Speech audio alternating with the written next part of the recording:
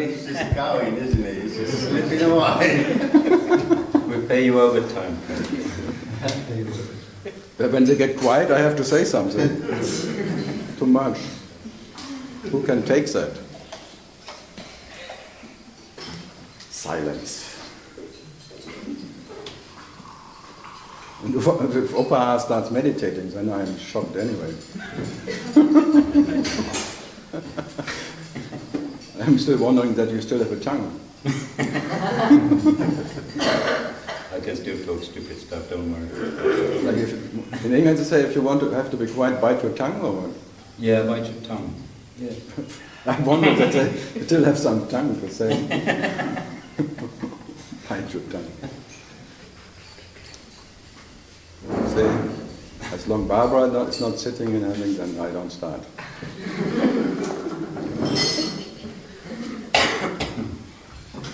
It's like a theater. The tallest always sitting in the front. Yes, that's true. With the hats on.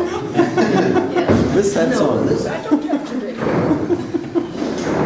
And then even they have put big cushions back under there. No. Look, big cushions here. Look up ahead. They have. Mine is. They all have hemorrhoids for meditation and sitting on cold floors, and now they need cushions. You want to be comfortable.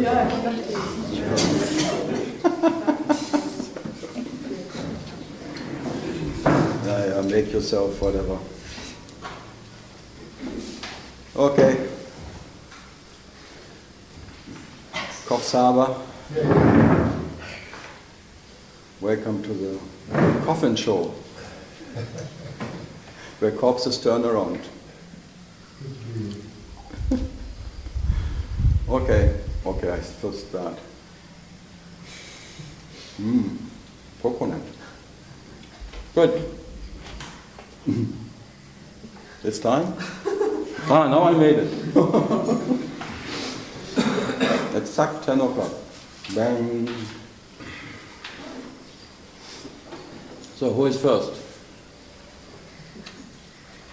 Mariella. After 15 years, no questions. I'm really the worst, whatever you can say, because 15 years and nothing happened. Huh? Well, Mariella, 15 years of. Look, she doesn't even react anymore.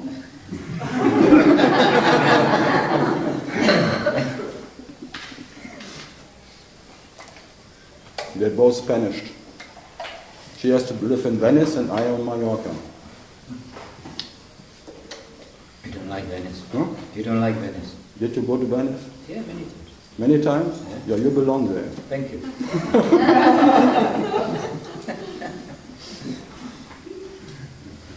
It's too much, come on. What? So many tourists and so You have to go off season. bloody expenses there.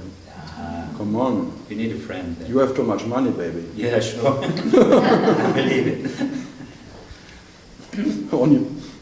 Only seekers go to Venice. And James Bond. Good. So, serious question? Opa? Serious. Give me some time to get more serious. If you don't have a question, I call you by your real name. Oh God, you remember. You remember. Surrender.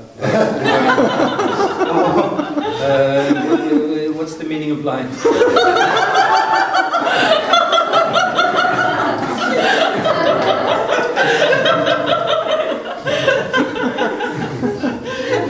He's one of the guys, I understand why he took another name. Don't tell anyone. That was the only reason. Nothing spiritual about it. Oh yeah. So, he tried, but it was not it was just a... Good.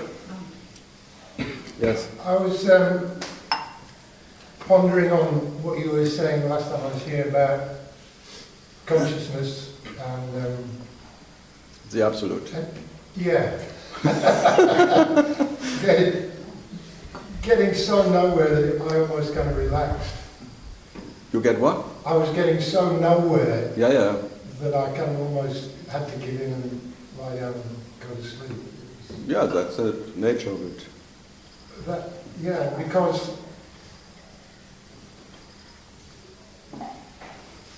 all the teachings are saying that consciousness and awareness are the same, but They are not different. They are not different because you may say awareness is a superior consciousness, like our bingo. Then you separate it. That's what I mean. I talked about it the whole time. Yeah, so it kind of smashes everything when you realise that Yeah, then, if there are two levels of existence that Vedanta tells us, then we're already fucked, aren't we? Now it's too late. Yeah, exactly. So I'm hearing you say the same thing. Yeah. No, it's just like the point, and now it's too late. And from now on, whatever you do is futile. Exactly. And what you are never, there is not even a now. No. So when there's not even a now, what is there to do? Yeah. But when there's a now, it's too late. So now it's too late. So it's not the power of now, now it's too late. Yeah. I would write a book of Now It's Too Late. But Yeah. you're always too late. Yeah. Or too early. When you believe you identify yourself as being prior, then you're too early. When you're now, it's too late. It's always.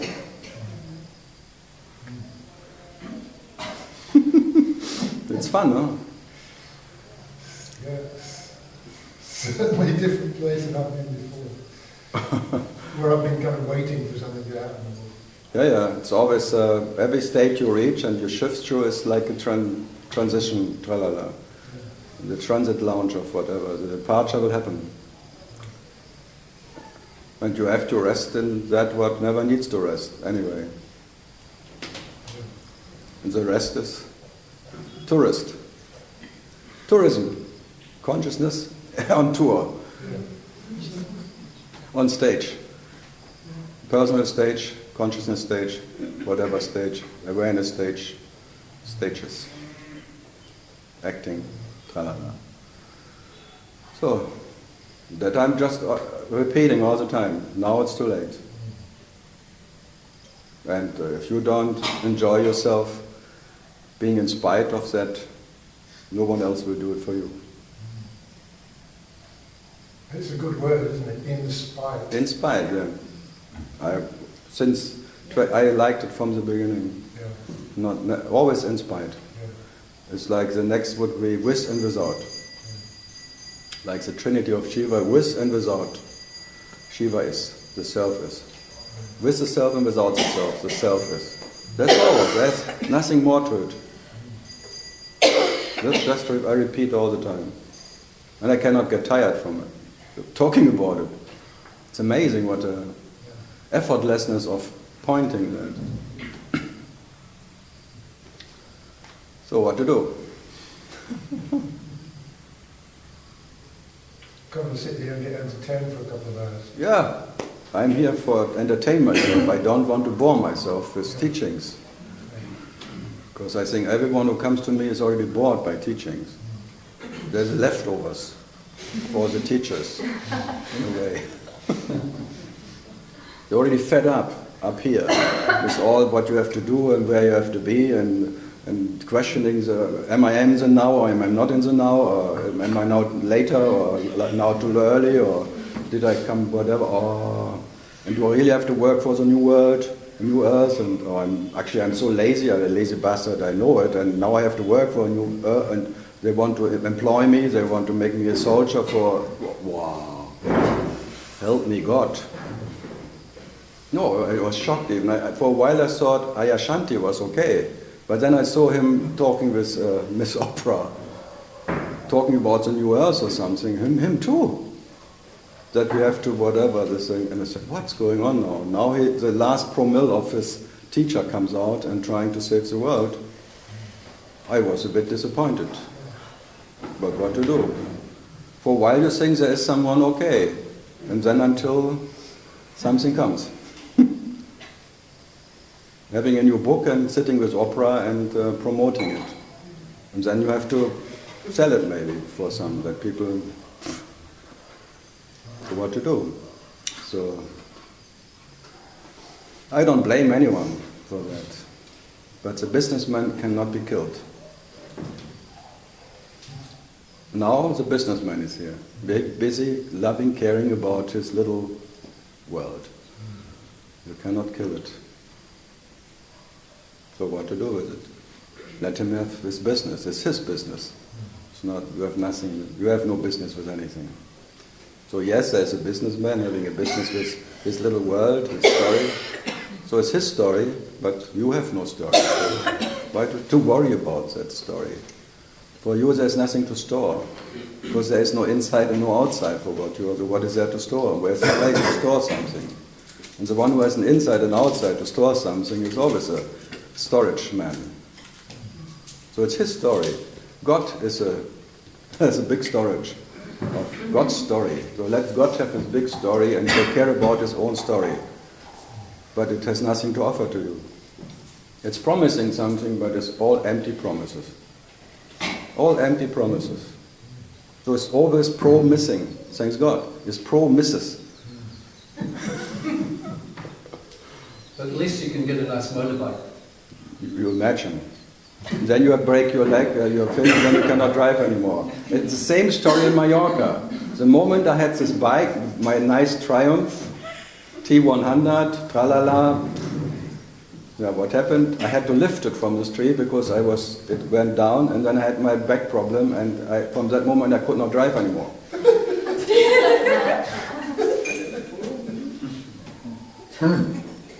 And I should say, oh, shut. But I waited for pity, but no pity came. Fuck! I thought I could have a little swim in self-pity. No, but I was just happy to be at home watching television. And having a nice bike, I could go after a while and look at it. And I didn't have to drive it because actually looking at it is for me enough. If you have to drive it, it's hard work to move it and all the time and maintain it and all that comes with it. You just look at it. You're cheaper to get a photo. I tried before, a photo and videos, but that didn't work. So I had to buy it to see it's not for me. And then 2 months ago I sold it again, lost some money, but that was worse. You know, actually looking at it is enough, and if someone else drives it, it's even better. So is it a good idea to give up all desires? No. I still have desire, I just changed desires. It's like a clothes. Your nakedness is always naked, and you should change your clothes after a while. Like your desires and things. Because otherwise it gets boring. And it stinks. So it smells and it stinks. And so better you desire this today and tomorrow something else, because you don't have to be stable in your desires. What about some deep-rooted fears, like fear of the dark or fear of deep water or... Oh, it's exciting, isn't it? Well, for you maybe. It sounds very exciting. Deep darkness. Abysses waiting for me. Fear of snakes. Wow. Yeah, if I would have been paralyzed. If I would have, the fear would just, I was paralyzed, but I jumped. So fuck, I should have been in fear and Paralyzed shocked. No, not better, but is that better? You hurt your leg. No, but now I can sit here and show you something. Doesn't it look good? Normally I get always the feet in front of me, they always show me the feet. They offend me just by sitting somewhere showing me their feet. It's like the biggest offense in India. Now I revenge.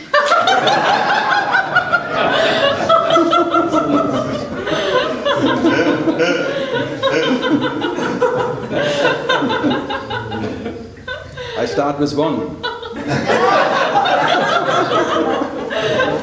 I can do 2. So now it's better. Now they're all happy because now in India is this rumor out of the feet energy comes. Yeah, Shakti back. Yeah, they get Shakti pass. Yeah. Look, it's a greedy things always sitting in front of me. Now they're getting nervous. Too much Shakti. And this is like a limited and then comes the unlimited. Shock waves. We have to write our name on your thing. Fuck you too.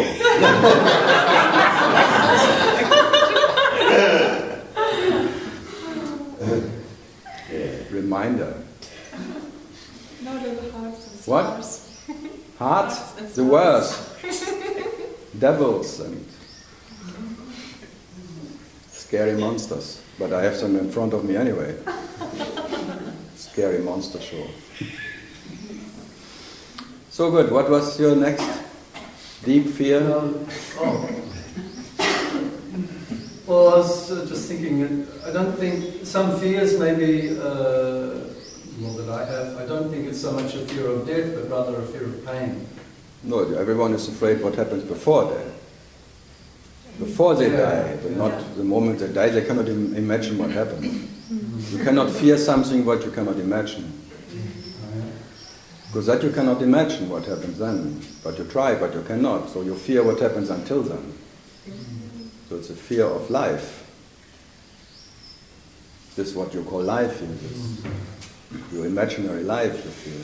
What can happen in that, whatever. That doesn't... That is your best friend. Every night you embrace him. Yama waits every night for you to drop you. The little brother of death, they call it in Germany. Sleep.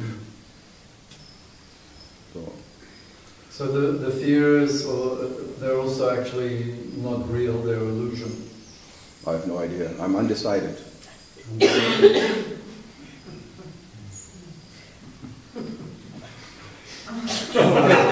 They must be. Part of the dream.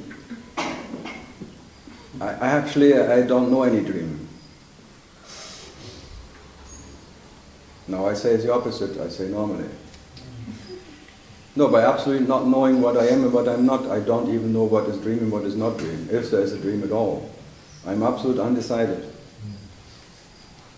But if for you this dream or this what you call life is real, then fear is real. Yes, when you are real as one who is born, fear is real. So it's connected with the belief in the body. No, it's connected that you are born and you believe that you exist. It's not if the body is a side effect of your existence. You don't exist because of...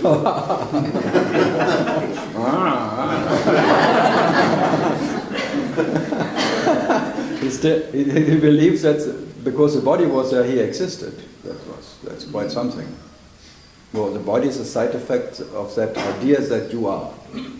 This first I root of everything, that there is one I existing. The I awareness, that's the root of it. And this is the side effect of whatever. So what to do with it? So when the fear is already much earlier, before this body is even there.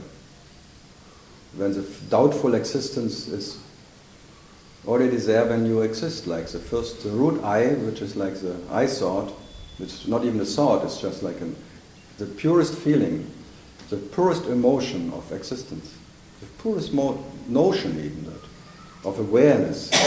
That is the root of whatever follows. That's the root of everything. Yeah, the body, everything, the light of Shiva.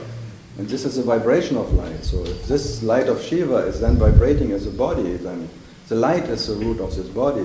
So you don't exist because of the body, you exist as light first. As awareness light, like this celebration now. The light of Shiva. And the light of Shiva is the first I, coming out of the absolute I. Whatever. And then if this becomes your reality, this awareness thing, then out of that awareness you vibrate as, then you believe in that Then the question is, I am what? Out of that, the whole universe is whatever. This question, this longing for to know oneself. God in its purest essential awareness, I am, space, and then what? Then the whole manifestation, pump. Then Ramana comes, how to go back, who am I or what am I? But then you are already, it's too late, because when I tell you now it's too late, means when you do it now as one who asks that question, you will always be the answer to it. So it will be a relative answer. You are tricky, it's very tricky. You take it personal. You will be that one who is prior. But that one who is prior is still part of the dream.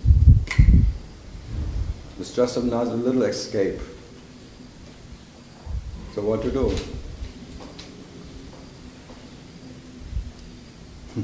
You tell us what to do.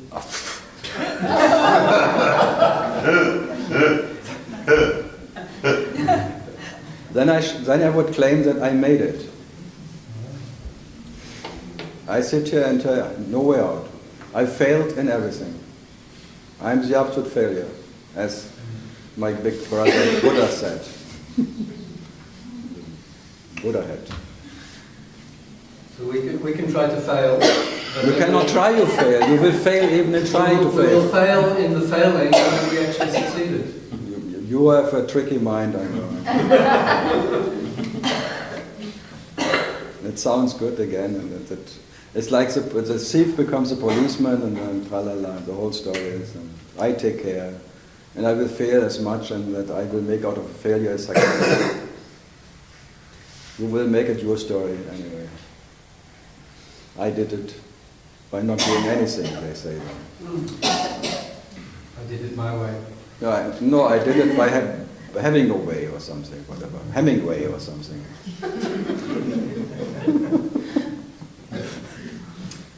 Yeah, how do I get always this connection in my brain? It's like, Hemingway. Oh, good, duck, duck. Fantastic, I like it. Always a show. It's even more amazing that you do it in a different language to your native language. But I think the last 30 years I talk more, or 35 years, I talk more English and German. Or I dream in English and I think in English when I'm in. So I had to get used to German to talk about these things in German. When I started in Germany, this whatever gatherings, whatever things. Then I had to get used to the terms and putting it in the German language and things. It took a while. But still, your connection with those words that I've been watching you over the last couple it's very, it's like you said, it's beyond thought, it's just something that comes in. If I would think before I talk, you wouldn't be able to do it. Not then in another language. I would bore myself to death, I think. And I would be so exhausted after. Or if I would be giving lectures or something. Wow.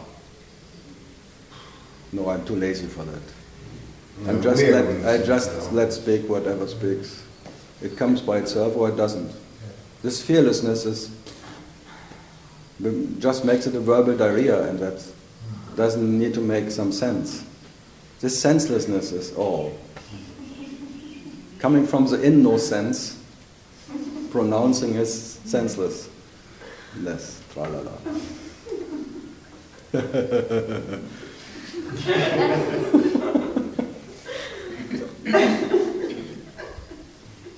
No, I was always amazed since whatever time that I can talk about this. There is no...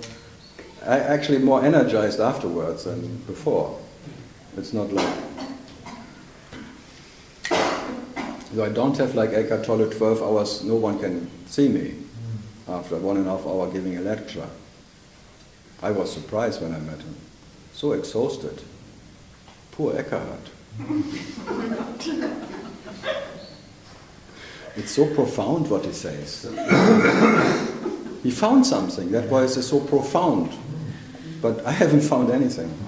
So I can never be profound. I try, but I fail. And I actually love to fail. I like the words. It's really fun. Profound. Pro-missing. Okay. Some other questions? Where I cannot elaborate about? People always want to me elaborate. Then I already go down. Elaborate. Oh, labor.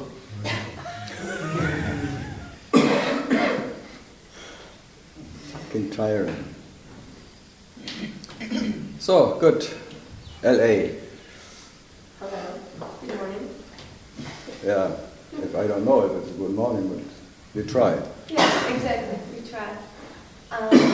When we succeed, it's already afternoon, so we failed again. Oh, yeah. Now it's too late. Yeah. That's what I mean. I got it.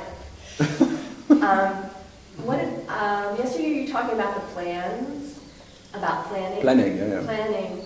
And in all of that, where does destiny fall into it? It's what? Well, in all of this plan and no control. Who says no control? Oh, that was, well. I said there's neither control or no control. Okay. How does destiny fit into all of that? Doesn't need to be fitting in. Okay. You do as if. Mm-hmm. That's all. Okay. You do it anyway. Okay. You do as if you are born. Mm-hmm. You do as if there is something to gain. You do as if there is something. You do it anyway. Because you know there's. What is there? No, everyone knows by intuition, by heart, that there's nothing in it. Mm-hmm. Everyone is doing as if they exist and there's something important, because if there's nothing important, I have to levitate. When I levitate, I don't know where I am anymore, and I better do as if there is something important in my life. So I give some weight to it, something that I don't lift up here. That my spirit just doesn't leave me, because I wanted having here is something to do maybe. Mm-hmm. So if you have to elaborate something. Otherwise you miss your plane. No, I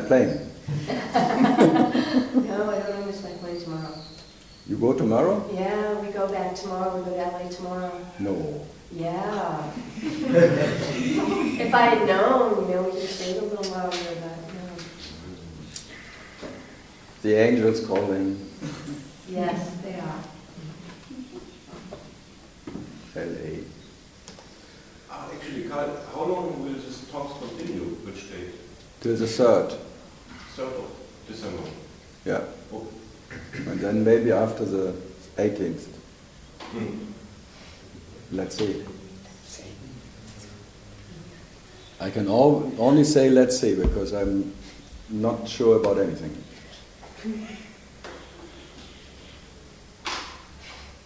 But about that I'm very sure.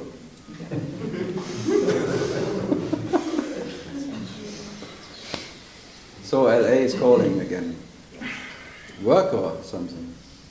Actually, our visas expire.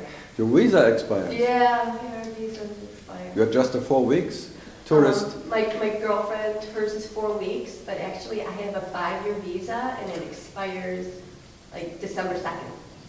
That sounds good. Yeah, so. So it was meant like that. Exactly.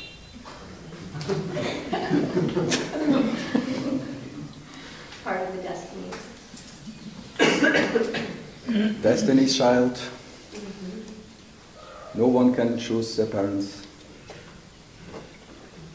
Who would you have chosen?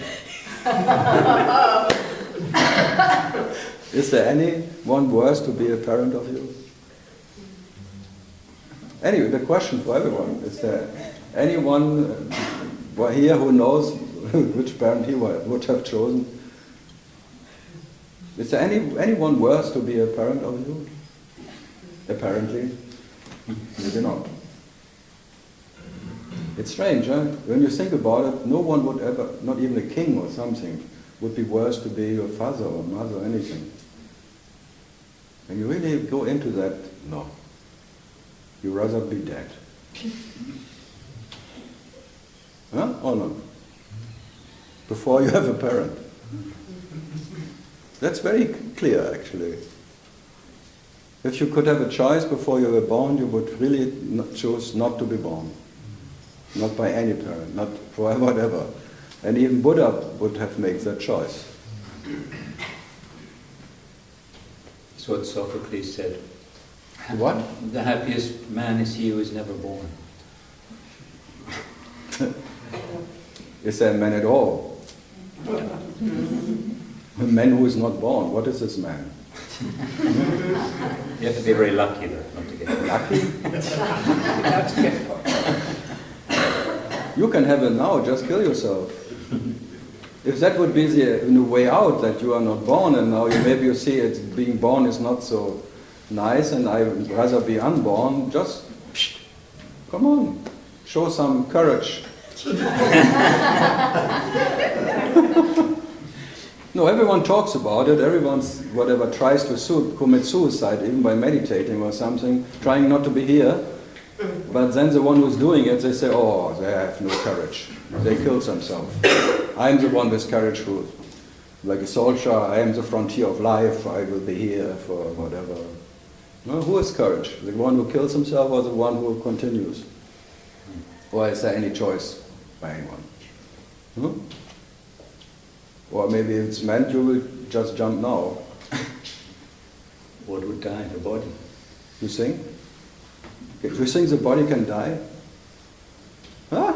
He gives life to the body by thinking the body can die. After how many 10 decades of being in India, still the body can die? It's amazing that these ideas don't die, huh? That you think only the body can die, but me not. If you really would be sure, if you really, this would be your really firm understanding and firm knowledge, you would already jumped long time ago. If you. Otherwise it's just a concept, just like another understanding concept of hearsay of some books or some people told one or something. If it really would be your natural understanding and solid as a rock, you would be stoned forever. But we just want to keep living and stay in the body just in case. Because you're not sure what comes next. This is only good enough because you are not sure what comes next. It could be worse. This is like next time you are like a cockroach or something, when you're lucky. And then you meet Baron Katie. Then you become a teacher of Baron Katie. Because the cockroach and her eye to eye with a cockroach, she made it. So you could be something. Don't fear. Or to become a rat. That is a ratification of your existence. Radical. Radical rat. So where was I? Unborn. Even that is a fucking idea. Because you divide immediately yourself from something what is born. Calling yourself, I am the unborn. I am unborn, my nature is unborn. And then what is born is not what I am. You already make two out of it. Whatever you say, whatever you define, whatever you identified with, you are divided. So what to do? X and hop. So if even the unborn is a fucking imagination, what to do? So trinity of Shiva, the unborn Shiva and the born Shiva. You think the unborn Shiva is more Shiva than the born Shiva? Tell me. Me, I don't think anything about it. What's the third one? That is Shiva beyond all imagination. That's what is in this total unconditional absolute state of being not in any state at all. Being that what is the absolute. That would be the nature of Shiva. Not knowing Shiva, or not even not knowing Shiva. So the absolute absence of a presence or absence of anything what you can imagine. That would be Parabrahman or Shiva in his nature. Or Atma, call it whatever. That is what you are. And now you're in the known. One side, one face of Shiva. This is one face of Shiva, the known face. And the unborn is the unknown face. So the knowing and the not knowing. Both, this is the trinity of Shiva, but what is Shiva, you can say reality, call it whatever, is realizing itself in the knowing and in the not knowing. In the born and in the unborn. But itself is neither. That's what's the Neti, neither born or unborn. Whatever you say, it never will apply. You cannot put anything on that, no attribute to that. But all we seem to have is the relative experience of the born. So we The see what? the relative experience of the known. Yes, the pronounced. This is the pronounced. Then there's the unpronounced. So Shiva is realizing himself in pronouncing himself and not pronouncing himself. But himself is neither pronounced or unpronounced.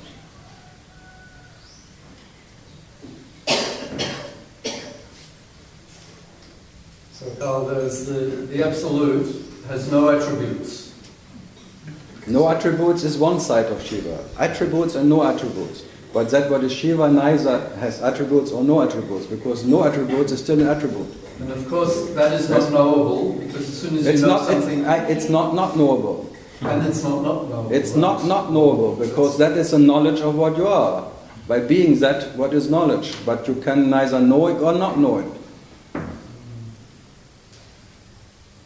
Yeah, so what? That's a little bit hard to... It's hard? That's a bit hard to understand. It's impossible to understand. And no need to understand it. But you try to understand that what is impossible. You try to make it a relative object of understanding. And that is every seeker's fault. Yeah. If you come to that point... Where you... No, just let me finish. If you come to that point, it already starts something. If you come to that point where you accept that you can neither know the It's a fake acceptance, you know that. It's a fake acceptance. It's again the policeman who once was a thief. The policeman says, now I accept that I cannot get anything. Now I came to the point. Okay, so what to do? Oh, I have no idea. Just be what you cannot not be. That's, for me, it's enough. It's always enough. To be that what I cannot not be, is fact. I cannot not be. And that's fact. And there is sat, is faction. And now you become like you want to make it a fiction, that's all. You want to make it sat is fiction. Trying to understand. So beyond being that which you Beyond cannot, is another understanding bullshit. Beyond that which you cannot, being that which you cannot not be, there's actually nothing to do. You can do whatever. Nothing is too much and everything is too less. With nothing to do, who says there is nothing to do? The quicksand is very quick. And you always turn around yourself. In a merry-go-round. You think you can control the merry-go-round. I want to be merry, going around. What's about? Good. Any questions about that? That's why the Holy Mary, Virgin Mary, she goes around, but Mary go around.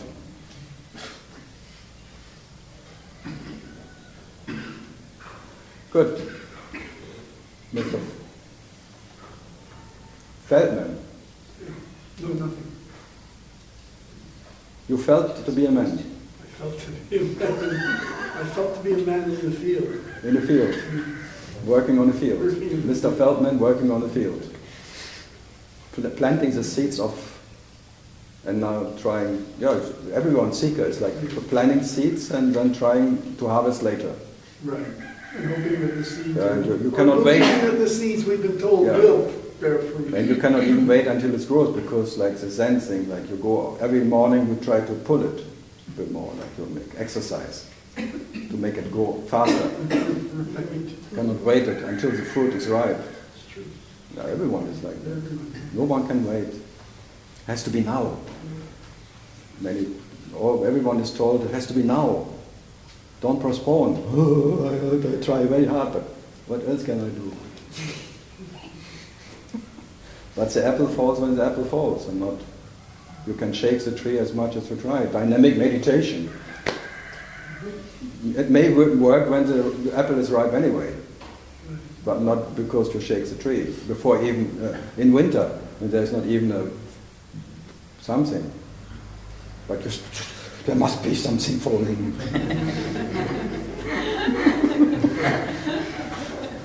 It's snowing and thing, but I sit and I work on myself until I'm... All these things, huh? No one can wait, because this longing is so deep and so deep-rooted, and the love for yourself is so painful, this heart knot, this passion for yourself is burning inside out, and you cannot wait 1 second. You want to be it now, but by trying to want to be it now, impossible. You cannot own yourself, but you want to possess it. And that's what you said, that's the seeker's beast.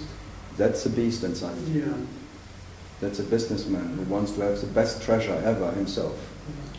You want to own the treasure you are, because you know that's the treasure, and you want to own it completely. And I sit here and tell you cannot own it relatively. There is no owner in the kingdom of what you are. The kingdom of heart doesn't know any king. There will be no king in the kingdom of heart. Never was, never will be. But you want to be the king, but you must be joking.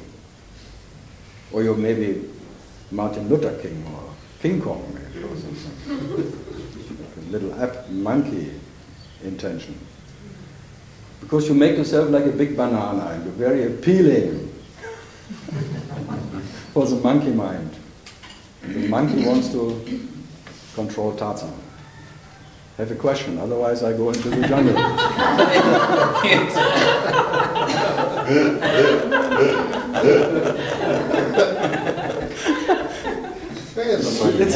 have this tendency to go astray right away. I cannot hold one line. I like it. It's like suddenly I am in Africa.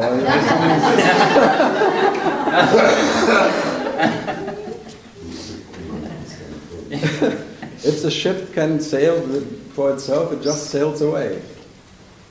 Fails away. You should do stand-up. Stand-up. Oh, you can't stand up, but I you could, should but in the States always call me, why are you not a stand-up comedian or something? This is not serious satsang.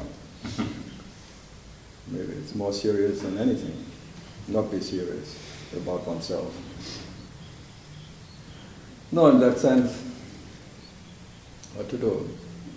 So in one sense I understand that you cannot wait 1 second, and I ask you, don't wait. It's like waiting for Godot. God will never come. Waiting for God, oh, no, God cannot come because God is already omnipresent. How can there be a coming of God? So, for that nothing has to be done and nothing has to be achieved, and all the understanding is just blowing in the wind.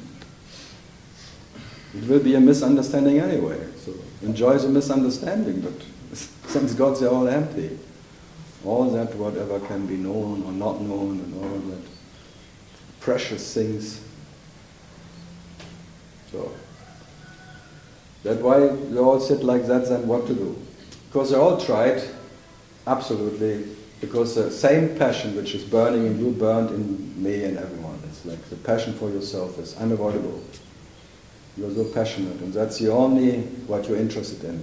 Even if you think a Mercedes can, but this happiness, what is your nature, your ananda, it's your tendency, permanent, peace. Whatever you do is trying to have peace. But you always look in the wrong places.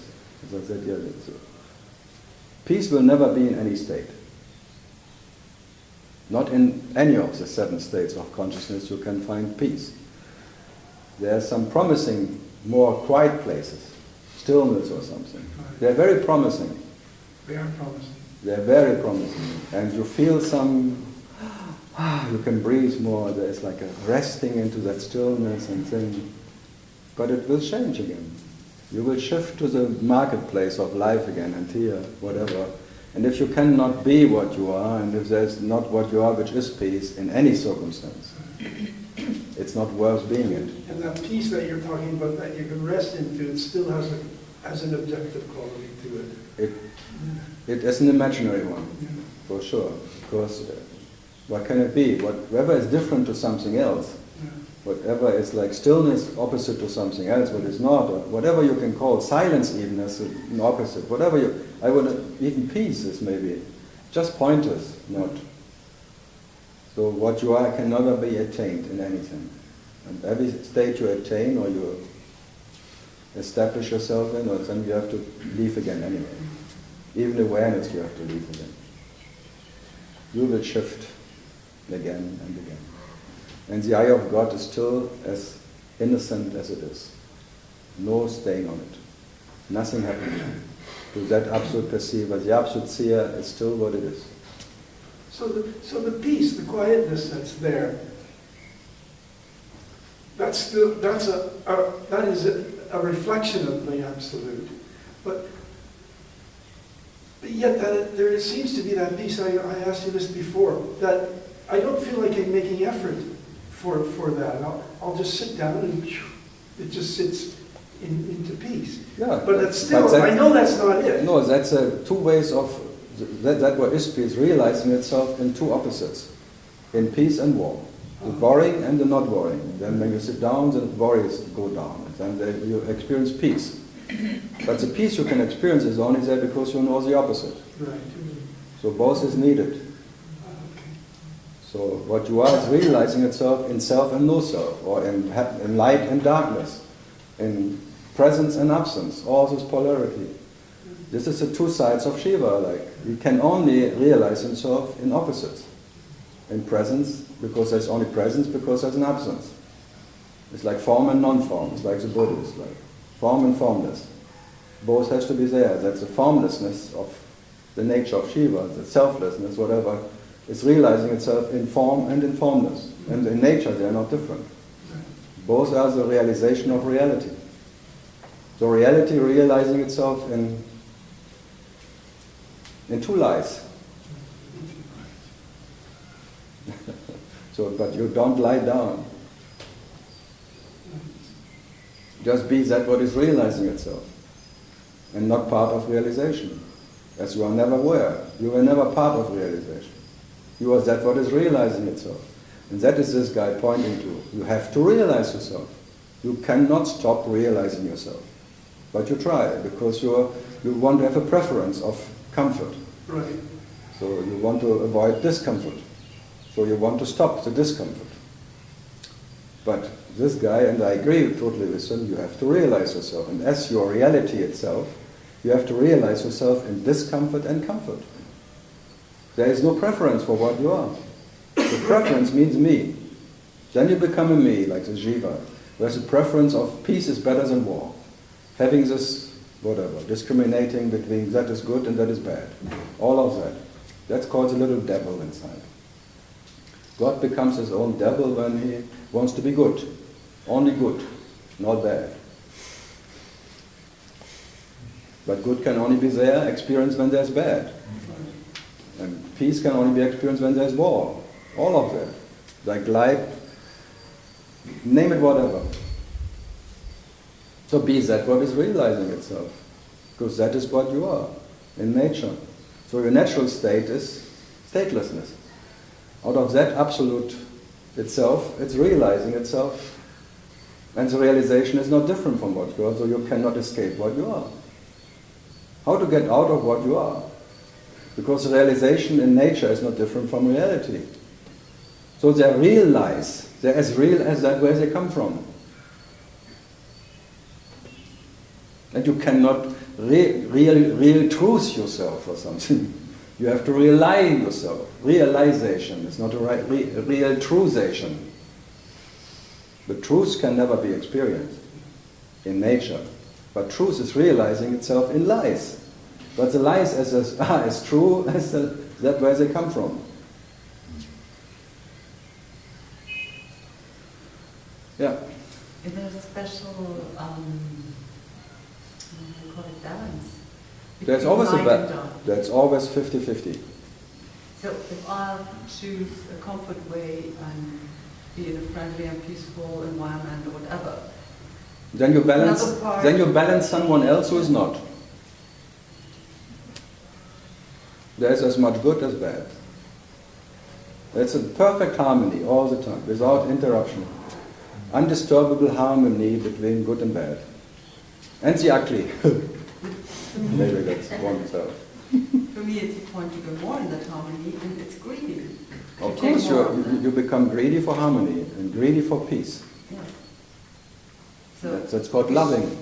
Love makes you greedy for yourself. And you imagine yourself as peaceful and good. So for your good is more yourself than bad. Then you make a distinction. but on the other hand, somebody else has to. No, somebody else is like a masochist. Like I think the self is living itself as SM. Sadist and masochist. Sadist, and the masochists, they want pain. And the other one want to avoid pain. But then there's two meetings, there's a good couple maybe. It's called marriage sometimes. No. I think everyone who is alive, like in the discomfort, out of love he wants to have comfort. There's nothing wrong with it, or right. It's just the nature of having a body, and you call it health, being healthy, but healthy means you don't want to feel your body. It's like not feeling the body, then you call the body, I'm feeling good because I don't feel my body. So when you don't feel yourself, you feel good. But the moment you feel something, you already, maybe something is wrong. It's like sex. You go to the point where you don't feel yourself anymore.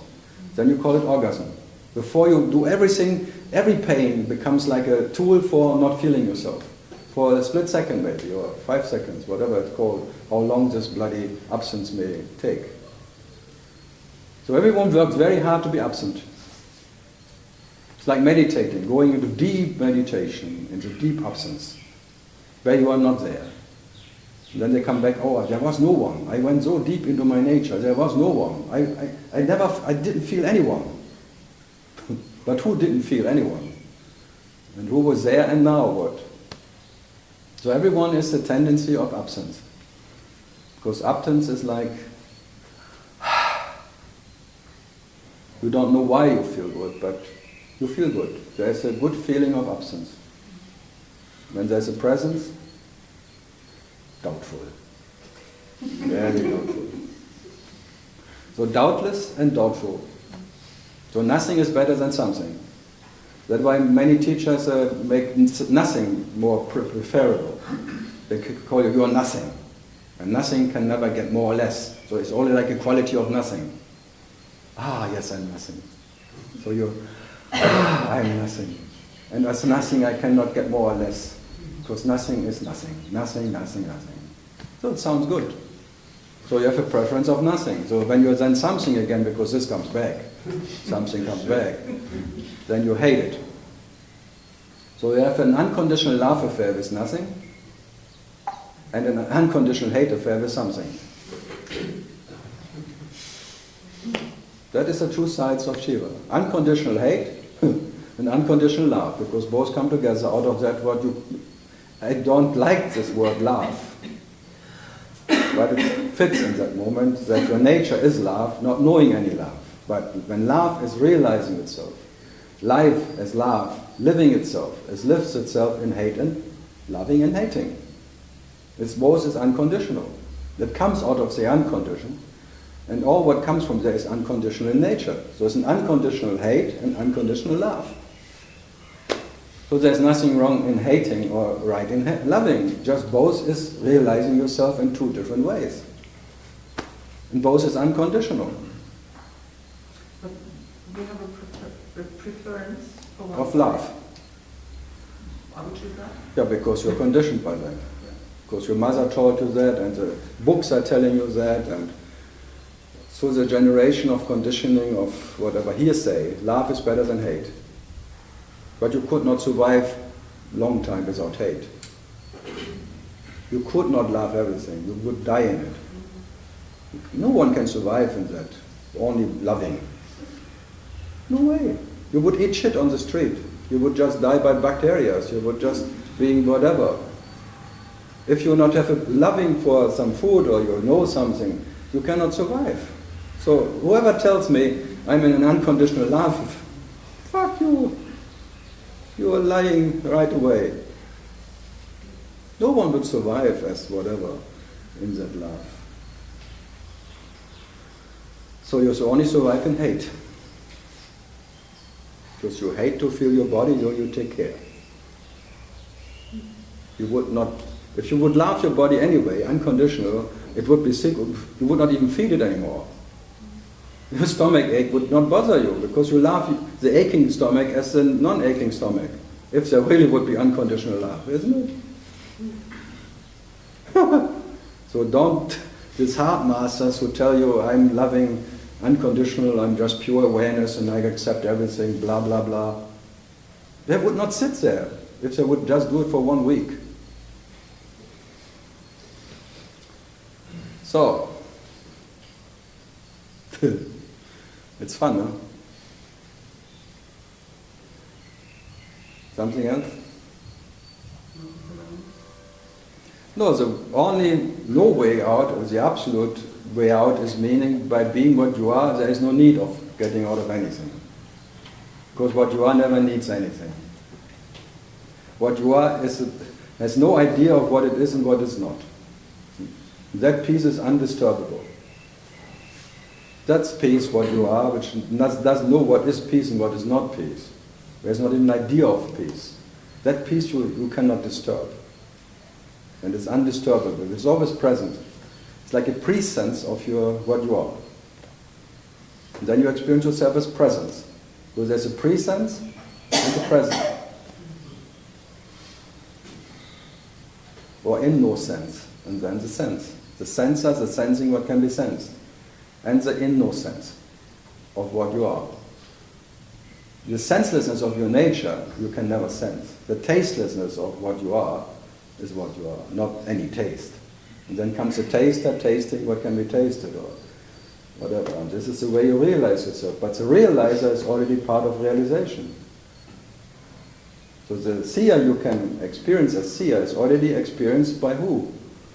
Who is experiencing experiencer? That you will never know who that is. And that never needs to know what it is and what it's not to be what it is. So it's absolute in spite or independent of any knower who knows or doesn't know anything.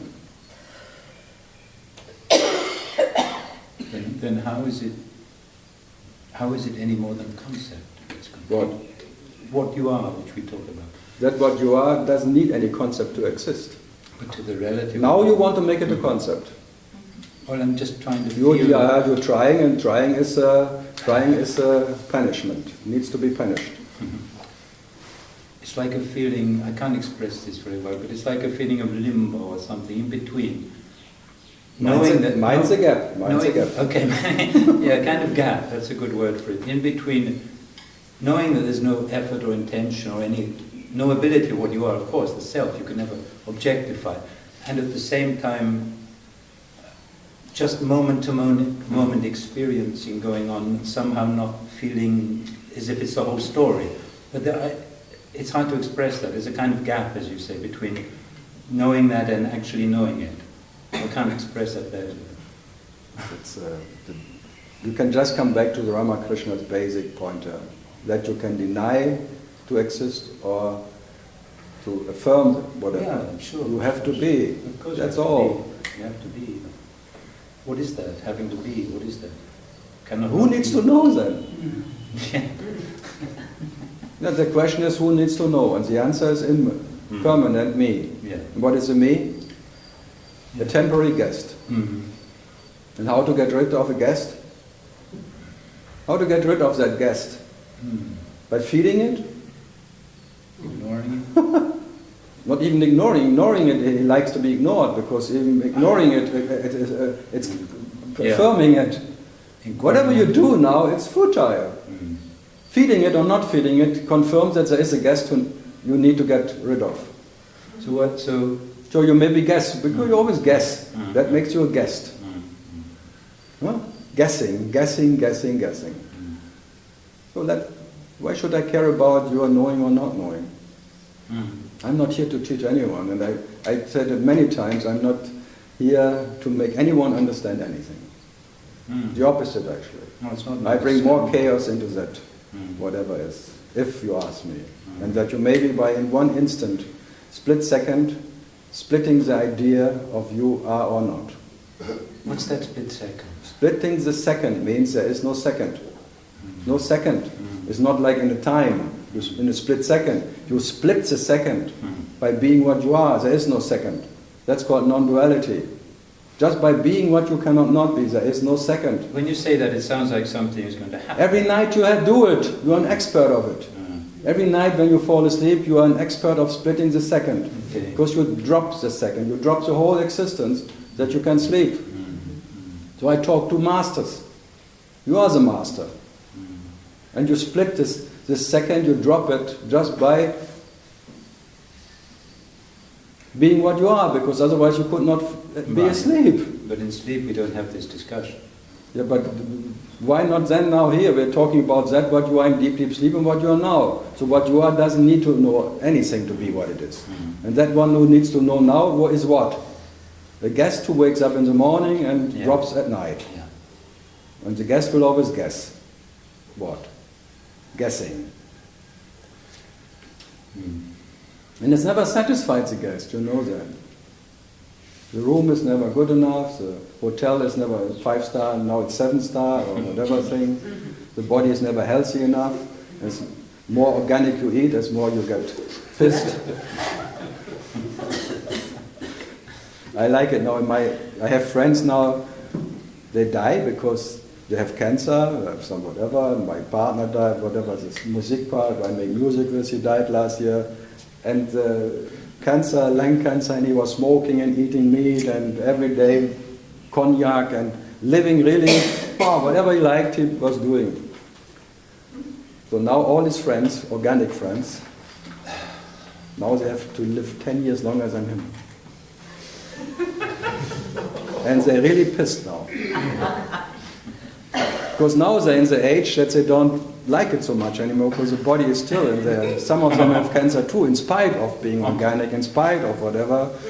Even some more of the people have getting that what they always try to avoid. So they get so pissed that they have to live longer than him. And they saw he was just living, whatever. And they just didn't do anything, just they would like maybe to do something, but they didn't dare. So, I like organic people.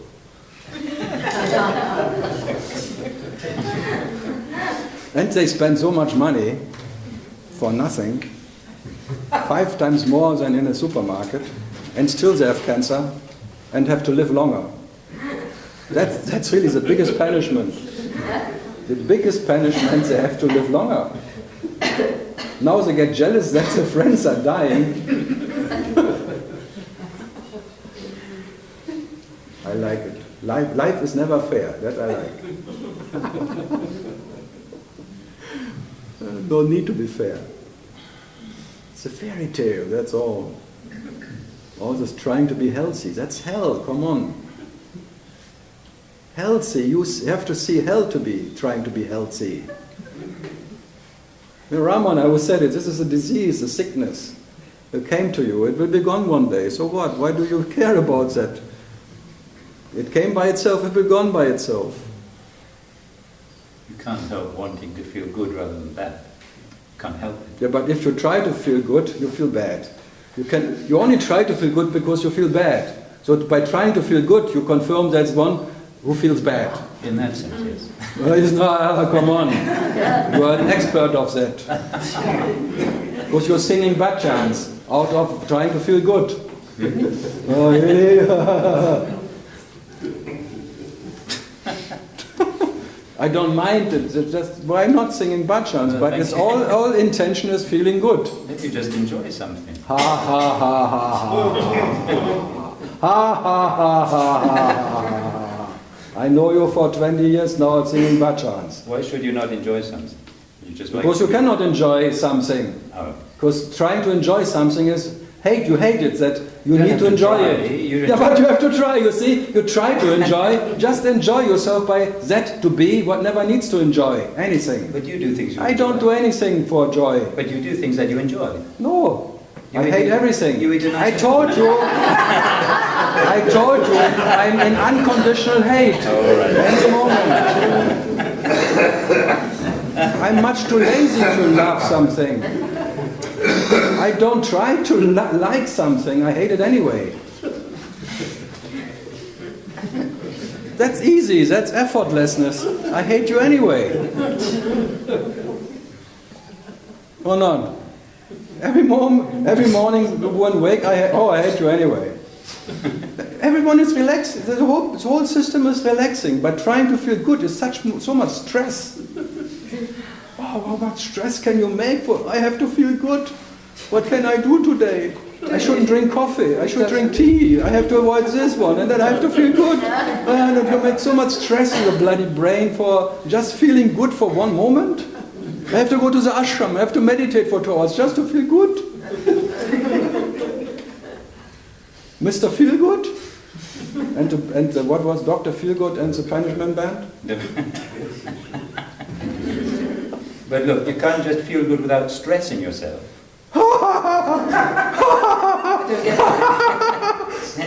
These things, life is like an orgasm, you have to fuck before. Hey?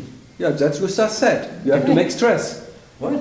You have to make stress. I didn't You say said that. you have to stress something. I didn't say that. I'm said asking you, can you not just naturally feel good and enjoy No, you something cannot feel without good any stressful because intention? what the feeler is already what feeling bad because he has to exist.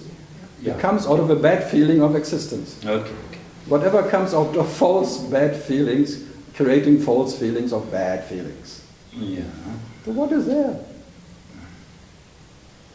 Whatever is bad, made in bad, is bad. But anything you do then, anything you feel. I said it, it's an unconditional hate relationship with yourself. All right. And you try to make it a love affair, but it's in nature, it's a hate affair. Because you will never accept that there is a second self. You hate it that there's a second self. That there's a lover and beloved. It's a hate affair. You can never accept that there's a second self. And you want to kill the self for that. You want to kill. All your meditation, all your seeking is trying to kill yourself, not to embrace yourself. You want to embrace yourself to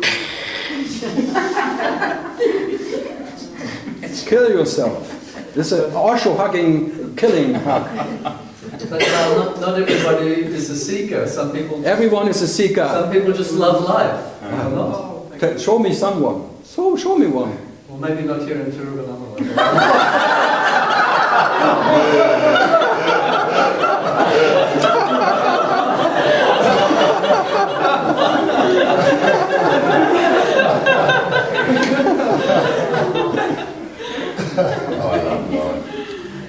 You think here is the gathering of the sickest ones.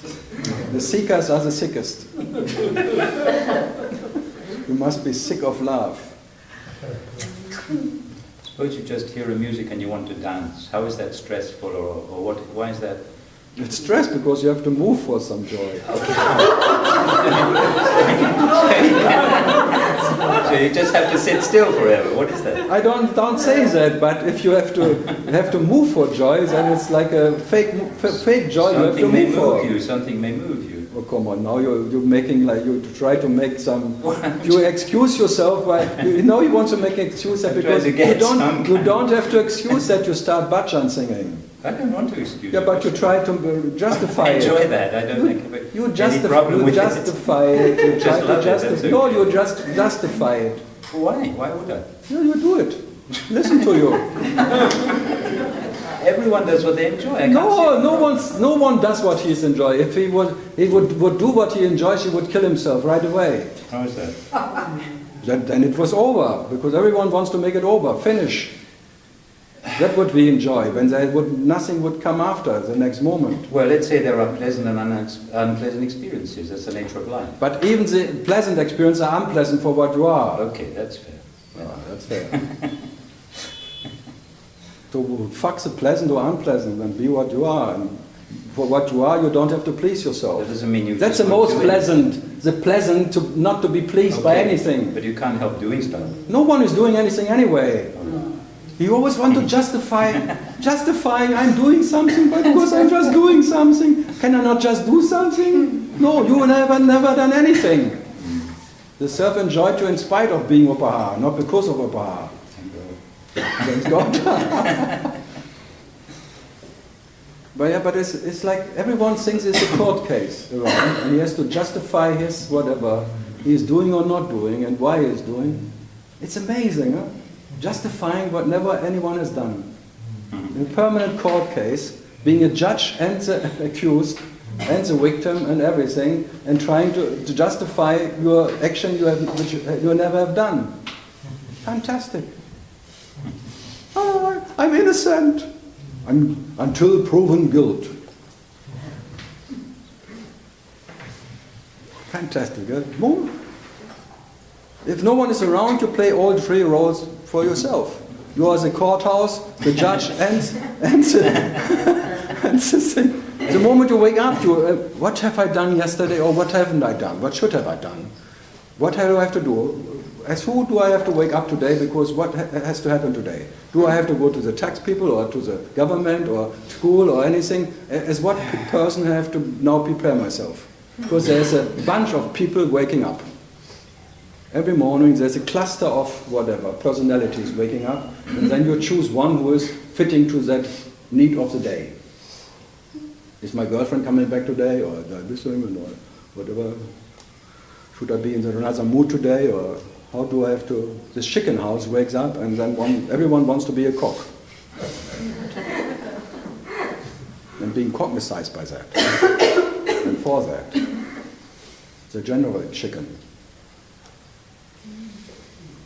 And then the cock tries to justify that he wants to jump on the chicken.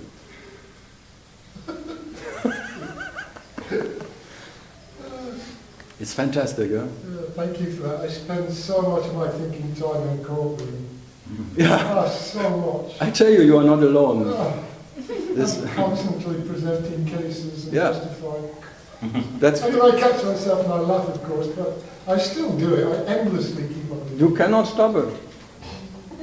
Well, everyone is a nutcase. Whoever has this nut is a nutcase.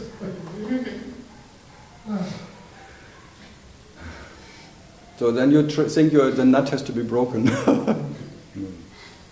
think part of the problem is you said something about, you talk about the kind of the peace of the one behind the, and you've used that word peace.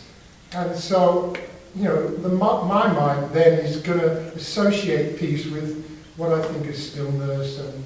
Oh yeah, of course. Because in stillness you can survive, but in that peace you cannot... No. That peace is very dangerous, because that peace kills you. Kills everything. Whatever needs to breathe, act, or the doership kills. Everything is killed in that instant of being what you are. That Papaji was a book, Split Second, he was famous. I never met him, but this is a nice... And everyone thinks you have to kill the time or something. You have to get rid of time. No, the split second means being what you are without a second. That's all. Your nature, be as you are, absolute. This is his. Be as you are. Absolute means there is no second. So splitting the second, the idea that there's a second self, or there is a self at all, is being the self, not knowing any self. Being that what is knowledge, and not any knower, or not knower, whatever. So the ark Noah cannot save you. This flood of the senses coming. You cannot block anything anymore. You have this whatever, you don't know what you are, it's like overfloating of the senselessness takes over. The helplessness of what you are. So if that embraces you, it kills you. As a relative, whatever. And what is left is that what never can be killed. Which is neither is or is not. You cannot even say if it is or not. So that absolute existence, which doesn't even have to exist, undisturbable. It was always there. It's not something new. It will be that what you are. It had to be omnipresent as that presence before even the sensor or the presence could be, or the absent, whatever. So being what you are, you split the second. The idea of a second self, or the idea of self you split. And then the selflessness. That what is knowledge, which was always there, which is now, and was now and will be whatever, this eternal whatever, call it whatever. Yeah. And anything you call it, even undisturbable, is another... Yeah, but then I would even say you can call it underwear, you can call it whatever thing. Yeah.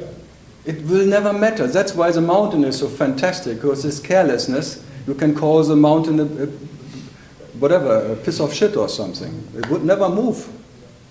You can call it nothing happens. That I like about the Absolute. You cannot offend it. That's why I try to offend the Absolute here, but I always fail. People get offended, but I give a shit about people. But the Absolute I cannot offend. There's no offense. But I try very hard to offend myself, but I fail. There's not even acceptance needed. That's for this little me, it's the worst. Your bloody acceptance is not needed. Your bloody knowledge is not needed. No one needs you to be special. No one needs you not to be special. No one needs your devotion. No one needs your surrendering to anything. This absolute irrelevance of whatever this guest is doing or not doing, wonderful or not, it cannot make what you are more or less as it is anyway. This treasuring yourself as being that what is never more or less in anything. That's a quality of life you are. Not this quantity of more or less and knowledge and understanding and storage of little insights and my little pieces and my little tralalas and my little underwear experiences and story. And the guest wakes up in the morning anyway? This the body is a guest. The body is your guest. Be my guest. And you can allow yourself to be totally generous because you have nothing to lose in the presence and you are not more in the absence. You are what you are in the presence of the guest and in the absence of the guest. So you can allow yourself to be totally generous. You are the energy itself and no one can take anything away from you. And as no one can take something, no one can give you something. There's nothing can ever harm you. You don't need harmony to be what you are. But at the moment you need harmony, it harms you. It's harmful. The idea of harmony, it's harmful. You're turning everything opposite down here. That's greedy bastards of harmony. It's like a conductor. The orchestra has to be in the right tone. And you the bomb, bomb, bomb, bomb, bomb. And you want to actually control the whole universe, that everything is accordingly to your idea how it has to be. You want to be the absolute avatar, controlling the whole universe. But you're still a stinky bastard who needs to control something. Peanuts. You just used the word, you said you treasure what you are. What does that mean? Yeah, by being what you are and not trying to own it. That is treasuring you, what you are. Being the treasure, that's the treasuring. Absolute treasuring, that what you are. Makes it feel like something precious. It's the absolute precious. Nothing is more precious than that what you are. But you will never own it. It's not precious to anyone. It's not precious for anyone. What I say, if you want to treasure yourself, you be yourself. And not trying to own it. Yeah. Because the moment you try to own it, you make it a piece of shit. You make it a relative idea. You make it something what can be owned. And that by yet you suffer already. By that you become a greedy bastard for yourself. Then you get punished by yourself. Because no one can punish you so severe as you punish yourself not being yourself. It's already punishment itself. Having an idea of the self. So I don't have to worry about punishment because you are masters of punishment. You are the SM in action. You are the sadist and the masochist in persona. The seeker and the master. Yeah, the slave and the master. Yeah, it's all slavery. You become a slave of ideas. And no one else can enslave you as yourself. Building the trap of peace and all the traps of harmony and all of that is in slavery for you. And no one else can make that traps so perfect as you can make it for yourself. And you cannot avoid stepping into your self-made traps as much as you try. As even not stepping into a trap is another trap. But who cares about being trapped by oneself? Who cares about being a slave of the master one is? You experience yourself as a slave and the master. Does it make you more or less? And who cares about being a slave of oneself? A slave of love? Being a slave for yourself? What's the difference? You're still that, but as a master, experiencing himself as a slave. Yeah. So what?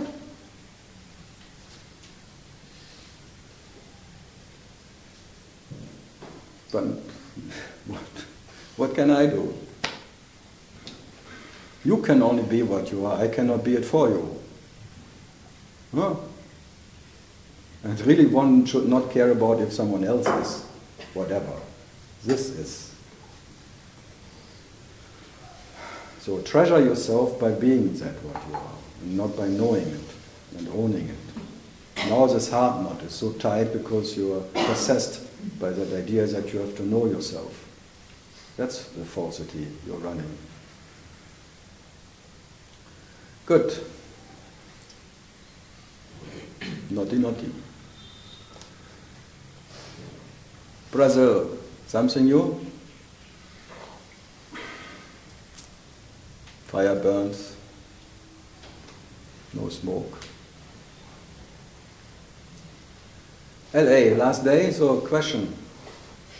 No? No. Wow. I might be here tomorrow. We don't fly out until later. So it's night fly. Yeah. From evening to Madras and then Chennai. And LA. Good. What else can I not do for you? Something? You're from? Switzerland. Switzerland. Mm-hmm. German part? Yeah. I see.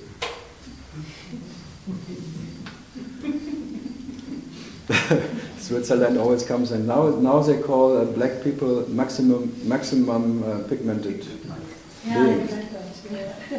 What's going on in Switzerland? I don't know. I've been living there for a long time. No, I mean, like that's really like the biggest. What is more humiliating than being a maximum pigmented person? No? Idea. And the white people are the minimized, or what? Pigmented. Maximized and minimized. And they're meeting in Zurich, on the train station. So you escaped Switzerland. I escaped. And I've come here because Carlos, my compañero, he's very happy. He was very happy. He's been coming to you since, earlier, some years back also, no? And always came very happy and told me about you. And He's guilty. He's guilty, definitely he's guilty. So, and I think he came also, not that he was not having more ideas, but he was relaxed and happy. And I thought that was a good thing No, to have. what else can I offer? Not being overloaded by another concepts and what you have to do or not. Definitely good effect. It's my advertisement running. I don't pay the people, but they're running advertisement. No, whatever I try to do is like, come on, relax. You don't even have to relax to be what you are. What is more relaxing that you don't even have to relax?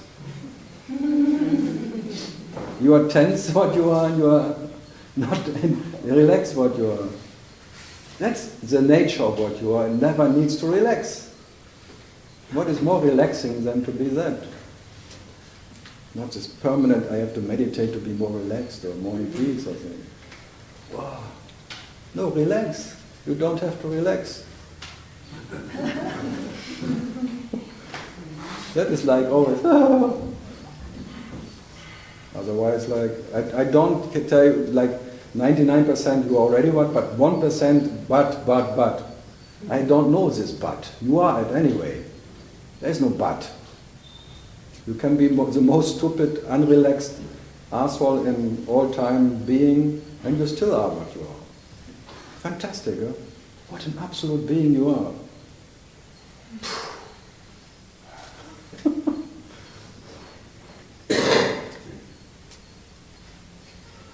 So I tell you, I would rather die and telling anything else as that. Or maybe. So I lie anyway. But no question from Switzerland. No questions. Yeah, it's amazing that one believes that a nation, huh? Where one is born in something, and carrying this burden with one. Germans are not better. Being German, born, chosen ones everywhere. Wow. Chosen to do what? To cheat the world, like Volkswagen. The honest Germans, cheating best. Honest cheaters. I like that affair. Good. Diesel. Carlos, all good? All good, very good, yeah, very happy. What can we do against that?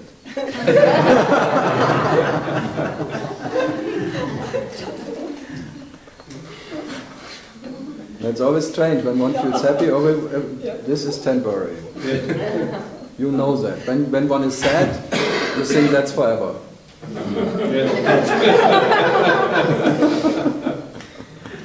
And I tell you, it is. Sadness is more solid than any happy. What about being in between, just No. indifferent? No. Not knowing if you are or not, you mean? You're not knowing what is sadness and what is not No, sadness? just not being sad and not being happy. No, that's one too many. No, not knowing what is sadness and not knowing what is not sadness. Maybe that is the nature of sadness, which is happiness. So that absolute not knowing what is and what is not, you can call ananda or chit or knowledge or sat, but not being between or Not knowing what is and not knowing what is not. neither knowing or not knowing what one is and what one is not. It has to be a paradox in it. It's a koan for your little peanut brain. Breaking it. Shell. Goody. Another Switzerland. Something from there? Not really. Not really? Okay. Switzerland is quiet today. And the idea of the koan in the Zen tradition is that at some point the student goes beyond the mind and has some kind of satori realization prior to the mind. Yeah, when you just relax it and that's failing. The koan makes you a total failure to solve the koan. Yeah. It's like Andrew koan.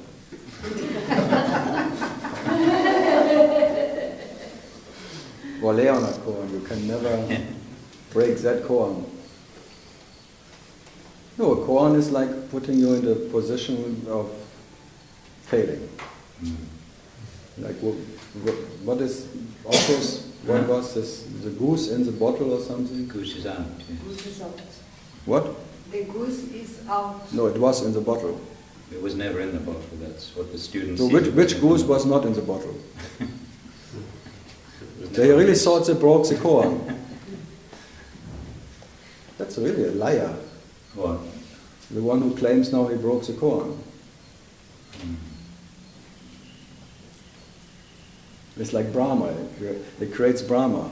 Again, the liar who claims that he broke a koan or found the end of the light of Shiva. Huh? These clever guys who found something and then talking from a profound position. Sounds good. Chicken and the egg. What's first? Good. Koan. The latecomers.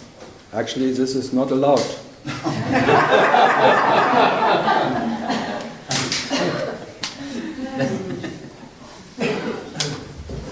That costs double.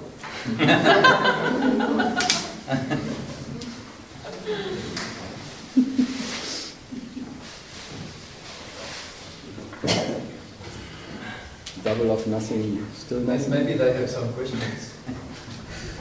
Don't have hope.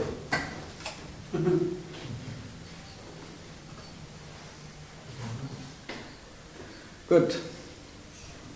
Andres, you're always full of questions.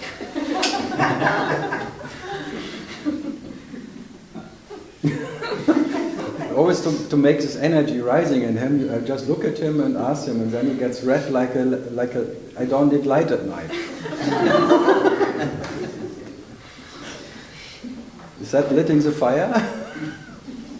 Like often, when after these meetings, I feel like I'm a nuclear reactor, like I'm totally, that energy, I end up always taking it personally, you know. It gets what? I take it personally. Yes, but what else can you do? No. Not trying it personal, then it's really personal. I know, that's counterproductive. But whatever you do is counterproductive. It's a production of being counterproductive. So what is... You can't avoid to take it personally. No, you cannot. How can you? Even the awakened ones, they took it personal. How could they not take it personal? You cannot take it personal. You cannot not take it personal. You do? I take everything personal.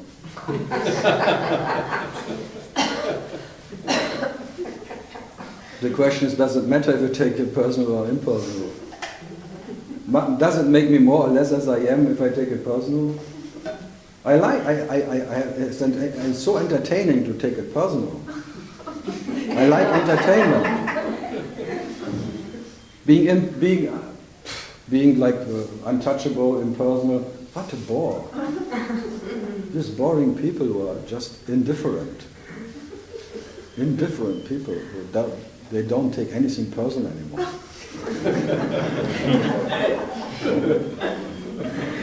It's like a corpse. Then it really becomes a cemetery of life. Right? Walking corpses. You cannot touch them anymore. The untouchables. Do you want to become like one? So why you complain about taking it personal? No, because that energy is like it activates the mind too much sometimes. Too much? There cannot be too much mindfuck. How can there be? For who is that too much? Huh? Well, it creates problems. No? To what? What's wrong with problems? Tell me. It brings suffering. Not suffering, but the suffering is only there when you want to solve problems. Yeah. Problems are no problem. The one who wants to solve them, that's a problem. So the problem is that you see problems and want to solve them. So the problems are no problem.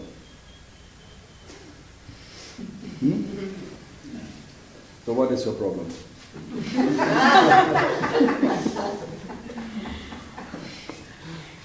What's your problem?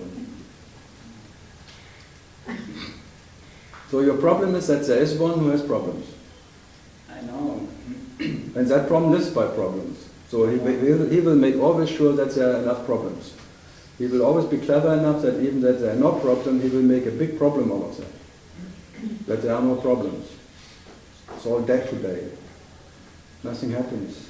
No problems.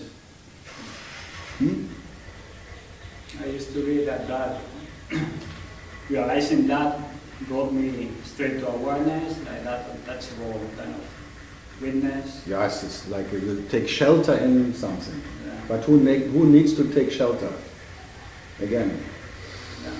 you make a problem out of... Yeah, it's anyway there is that not effort, that kind of effort not to be...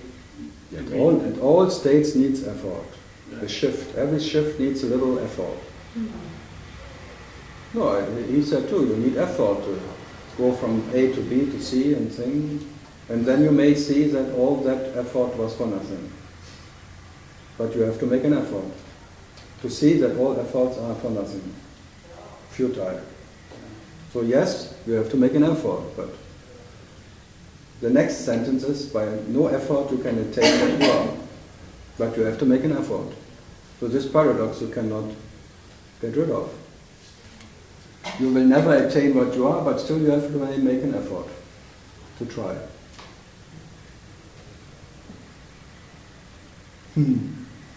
But you want to be in that state where there is no effort anymore.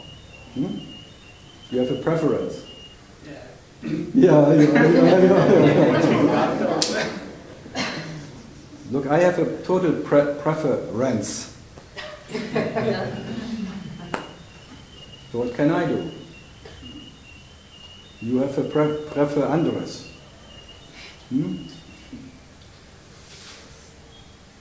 No. Just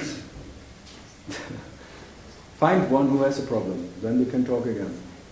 If you can present me that Andres, you can just present me imagination. Yeah. So, what is the ultimate medicine then? Not finding anyone. Not finding one who could have a problem. Yeah. So, would that looking for a solution end? By that. Would that inquiry end by not finding one? Who is inquiring? So that was Nisargadatta saying, like, then the consciousness will always inquire into its nature, and you have to be in spite of it. Because inquiry, the meditation of consciousness, meditating about its own nature, will never stop. There is no beginning and end of consciousness inquiring into the nature of consciousness. And that is all you can experience. So you have to better you be in spite of that, whatever. That's the right point now. In spite. Being in spite. And not, you will not become, what only an idea becomes more or less by solving problems. Or having no problems is your goal. So, but that still will be a problem, because then again you will make a problem out of that. You're the most creative, whatever, Brahma, who always creates problems. So what to do?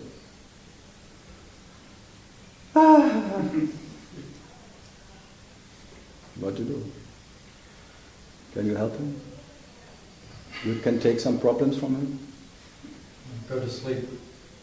He is selling problems. Anyone buys? Normally that's called marriage. Two people have problems, and then the marriage, and they want to sell their problems. And another one has to buy them. Give attention to that. Talking about it, working on the relationship, working it out, all of that. Too full of problems meeting. Then they marry. And thinking they make them happy. So one gives the problems to the other, and the other one gives the problems, so nothing happened. Later you give them to the children. Yeah, it's like it's very fair. That's what parents give you. Problems. With whatever they do, they give you problems. And you have to be grateful. They even ask you to be grateful. That, wow. Babies should come out like this. Some do, huh? They don't want to come at all. And then the hate starts. Whatever the mother is doing is just plaster. No, Andres, no way out. No, what did I say? This is the karma yoga.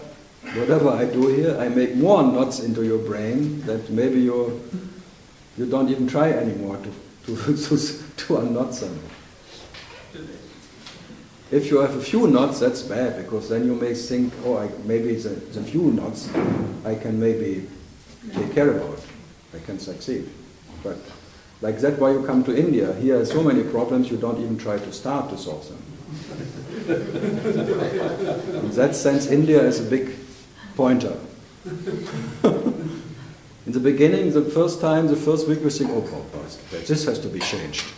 Something has to be done here. All this and then after a while, you relax. Because you see, this is...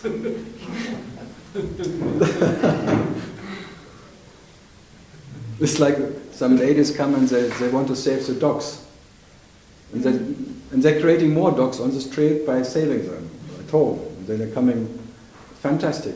And then after a while comes another one who is castrating everyone. And then he's gone again, and then the dog's coming again. It's like a pendulum, like bomb, and saving, and wonderful. So, any questions from the latecomers? No. See, I tried. You're from where? Australia. Australia? Yeah. Where? Byron Bay or where? Yeah, yes.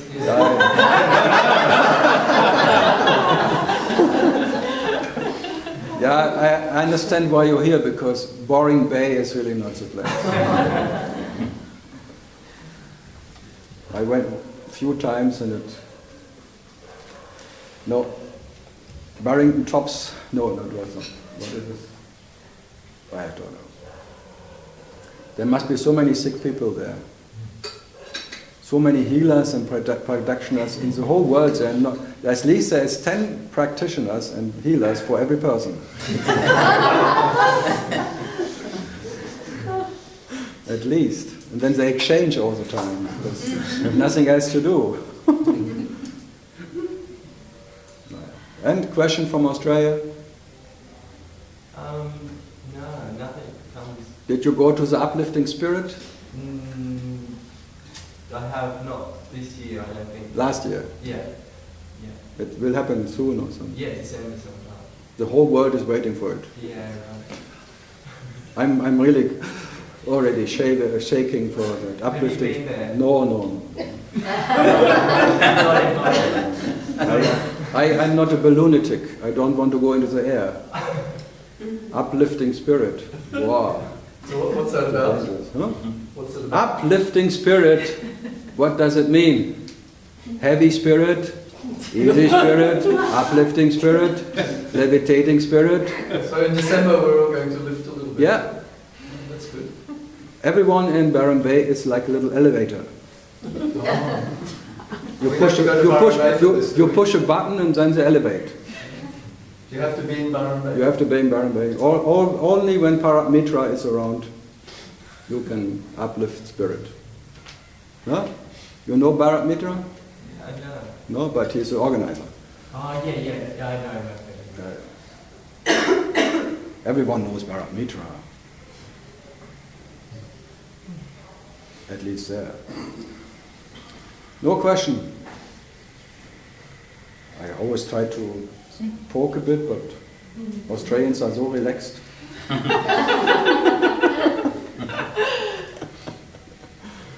Germans, it works easier.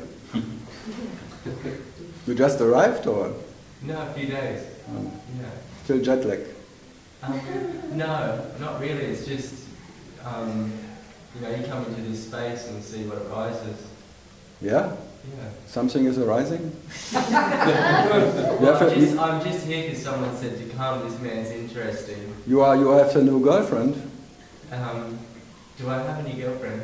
Have a new one, because you're waiting for something to arise.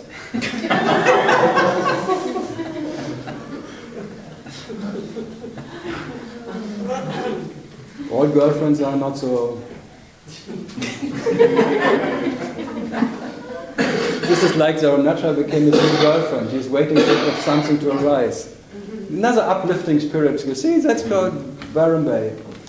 They always want to uplift something. They want something to arise out of the grave. They want to bring Lazarus back to life. New Jesus is walking this earth. Fantastic, eh? The bloody Lazarus, he complained a long time after Jesus brought him back to life. Couldn't just let him die there and happy ever. No, Jesus came and Lazarus has to be a proof that he has cities. Fucking Jesus, huh? He needed to prove that he is special. We have disciples. Crazy, huh? And now how many people run after this guy? Good, questions, otherwise I go home. In 15 minutes anyway. No, you have to do the full time, Carl. I will say the name. Hey!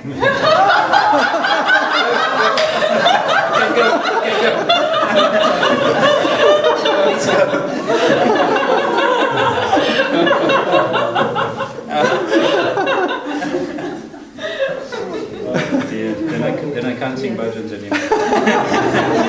No, with that name you cannot sing bhajans anymore. Now everyone is really curious about the Yeah. race. Forget it.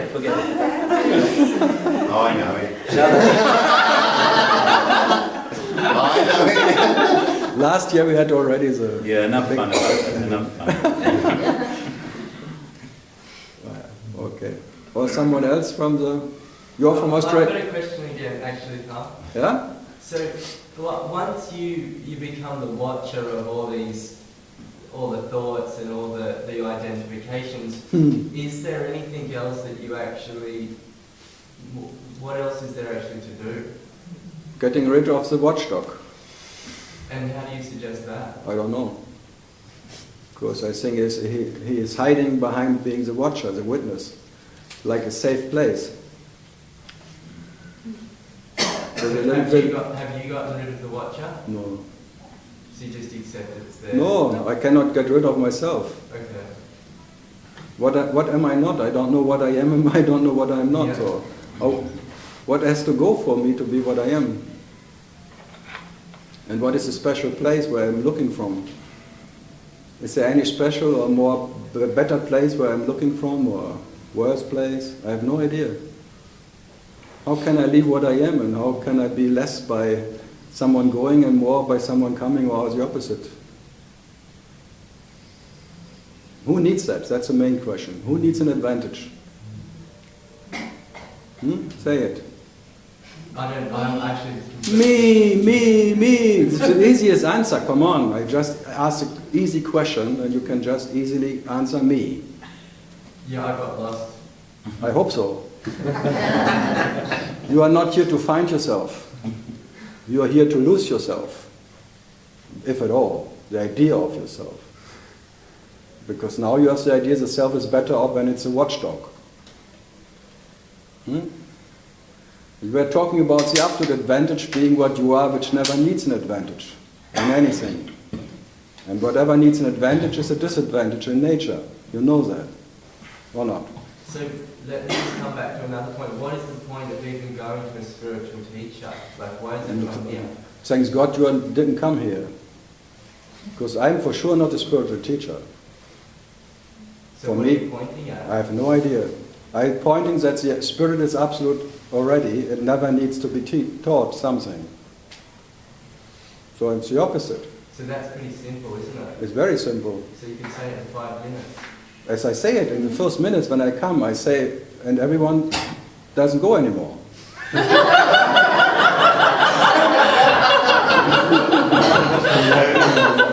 I try very hard every time I make this gathering in 1 minute to say it what I have to say, and then actually they should all go, but then they like it.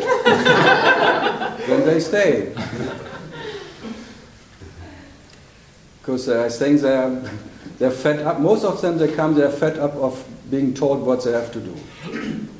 And what to make, and which positions they have to take, and watch your thoughts, and all of that, and be the watcher, not the watched, and blah, blah, blah. Everyone is a little bit more or less fed up by all that teaching bullshit. That's why people come. And then they like it to be as they are, in spite of all what they have known, or they don't even have to forget anything to be here. Not even the self. So what to do? So you don't have to be the self to be the self. Isn't that amazing? Wow. You don't have to be absolute to be absolute. That's fantastic. Wow.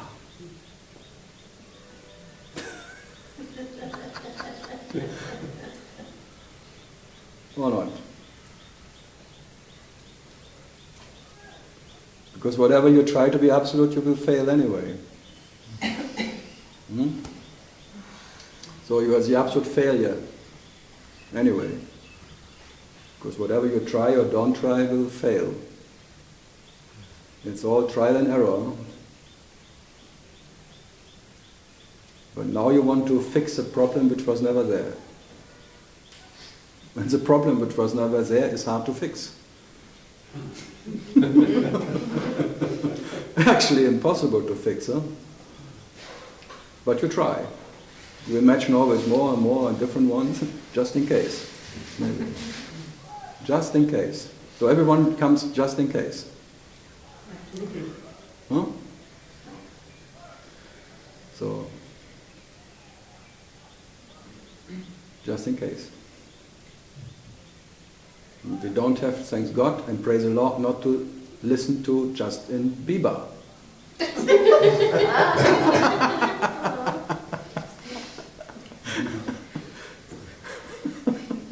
Just in case.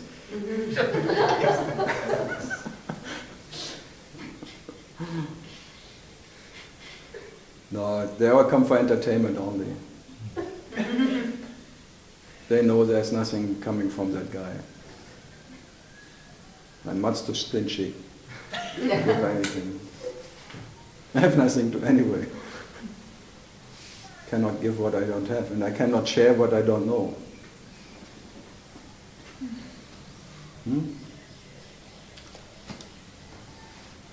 Sharing. I think the sheep in Australia get shared. Sheep sharing. Yeah, something else? You're from Australia too, or not? No, from Holland. From Holland? Yeah. Amsterdam? Yeah, Amsterdam. So that was where I was like. You're a bicycle driver. I hate them most. When I'm in Amsterdam, I hate nothing more than the bicycle drivers. I could kill them all. We hate tourists. I know. So it's a loving-hating relationship. You cannot relax walking in Amsterdam. They bam, bam, bam. You just have to be like a wonderful. If I would have a gun, I would shoot them all. They always steal the bicycle. Yeah, everyone drives a bicycle from yesterday. I recycled it. And maybe it's like the last one you steal was the one you bought first. No, I went to Amsterdam 10 years talking to them. In the Rose sometimes, and some other place. Amsterdam. And I had to take all Dutch people to Belgium, to Brussels.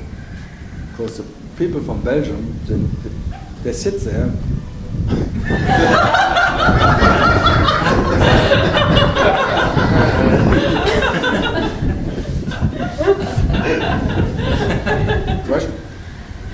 They don't. It was shy or something, so I had to be Ma Devi and Gopika and all. They had to come from Amsterdam to Belgium just to have some fun, some party. And then after a while they relaxed or something. Brussels. Yeah? Once from Amsterdam. Like a big wave coming from Holland. It's strange that you have to bring some party to some place, huh?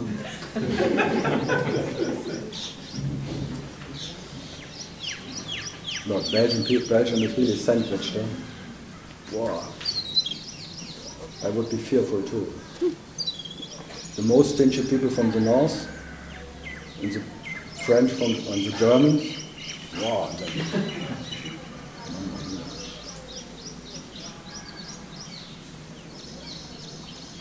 I was always undecided.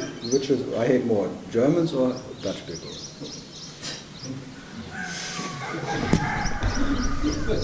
Throw a coin. I'm still undecided. I was just a bit shocked in Amsterdam. I was outside in the garden, like a garden colony or something. And then there was a neighbor. He was around 65, and he was always hello. And one day he was drunk, and they came to our garden and said, "You fucking Germans! Who stole our bicycle? My bicycle!"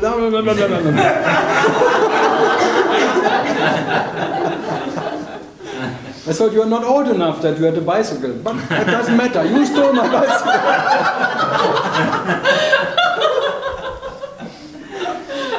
I was not even born, baby. Come on. It doesn't matter. You're bloody Germans. Okay.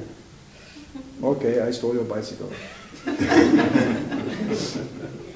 That is more in the soul. It's like really imprinted into that whatever hating German because they stole our bicycle. Crazy. Yeah? You better have questions, otherwise I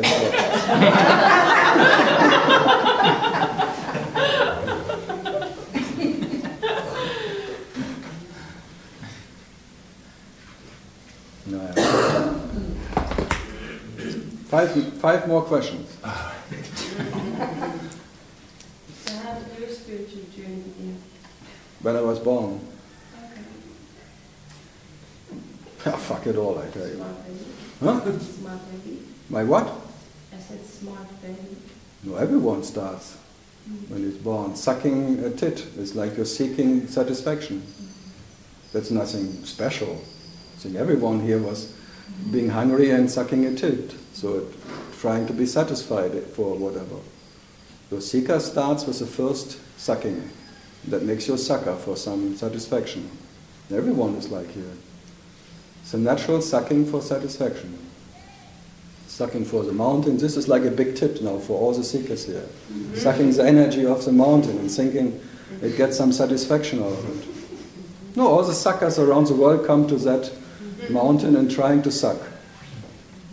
Because seekers and suckers are synonymous. Seeking, sucking oneself. Satisfaction. And that is like a big tit for them. And now it's even the nipple burning.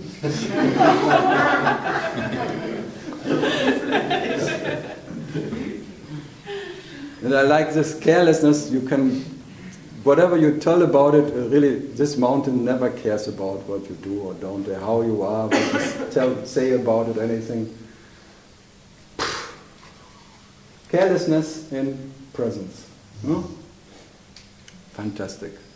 So it can even take 1 million more suckers. There's an unexhaustible light. Can never be exhausted by any sucker. There is no limit of and no end of the light of Shiva. So it can be, you can suck and suck. It doesn't mind to be sucked. It is so generous in its nature because it can allow it to be very generous because it's the absolute in itself. Absolute light who can be sucked by all the light suckers. Never short on anything. Wonderful. That's a symbol of it. Life can never be exhausted by anyone.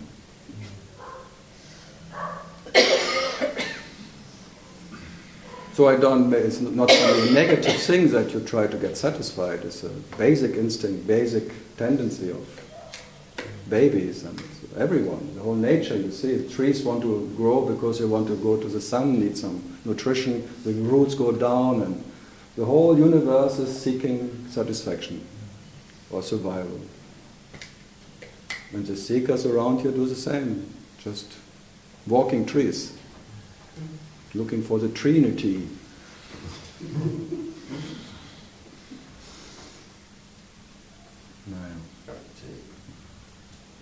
Shy. Don't be shy. Cup of tea. Don't be shy, drink one.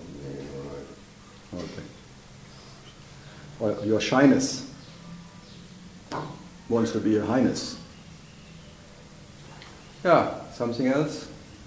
2 questions more. No, consciousness will always inquire, and you can long for to know what is consciousness. You cannot stop it. Because consciousness already is a doubtful existence. Because consciousness has to be consciousness to be. But what you are doesn't even have to be conscious to exist. So don't think consciousness can help you. It cannot even help itself. It's amazing, huh? This wonderful, famous consciousness, which is such a big thing and small thing, this Shakti, whatever, this immense thing, cannot even help itself. But you think it can help you. Wow. Yeah? Yes, questions about the choice. How do you make choice? Like, for example, if you go to supermarket, you know what you want. I think your stomach makes a choice. Yeah, but what you don't have experience before. Buy organic because it's more expensive. I mean, you never test, it's not about food. So someone say, oh, Arunachala send me this or this, so they ask Arunachala. They all blame Arunachala. Arunachala doesn't care. Arunachala made me buy the butter today I don't like. So if you have no experience before something, how you decide what to do choice? It will happen anyway. But every time... Just wait a moment, the choice will come. You don't have to be in a hurry. Just wait a moment, the choice will come. Sometimes the choice is a bit delayed. Then you try to find the choice which will come anyway, and then the choice comes, and then you think, by my effort, the choice came. It's amazing, huh? Try to think the thought you will think next. What? Yeah.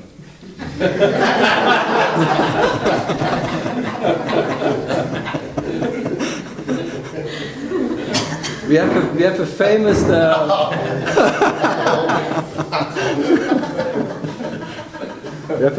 this is called Schopenhauer in Germany, a philosopher. He said, even God cannot want what God wants before God wants what God wants. Oh, that's good.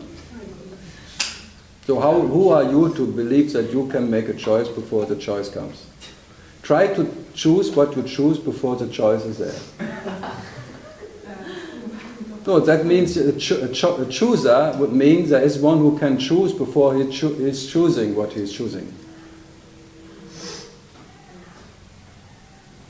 A thinker can only be one who can think before he thinks what he thinks. That is what we call a thinker. Yeah, try to think before you think what you will think next. It's like the Parabrahman, the absolute dreamer, cannot dream before he dreams what he dreams. He cannot pre-dream his dream. You cannot pre-think, but that would mean a thinker. A creator who can create before he creates. There's a freedom of choice. That's all a freedom of choice, but there's a free will, but no one has it.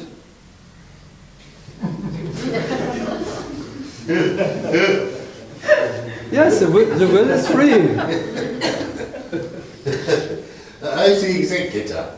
It's so obviously, there is free will, but there is no one. If there is one who could have free will, then the will would not be free anymore. So there is free will. The will comes when it comes, but not when you want it to come. There is no control in anything. And what to do? No, try really, if you try to meditate, try to think before you think what you think, to think what you think. There is silence. There is no possibility. It's totally impossible.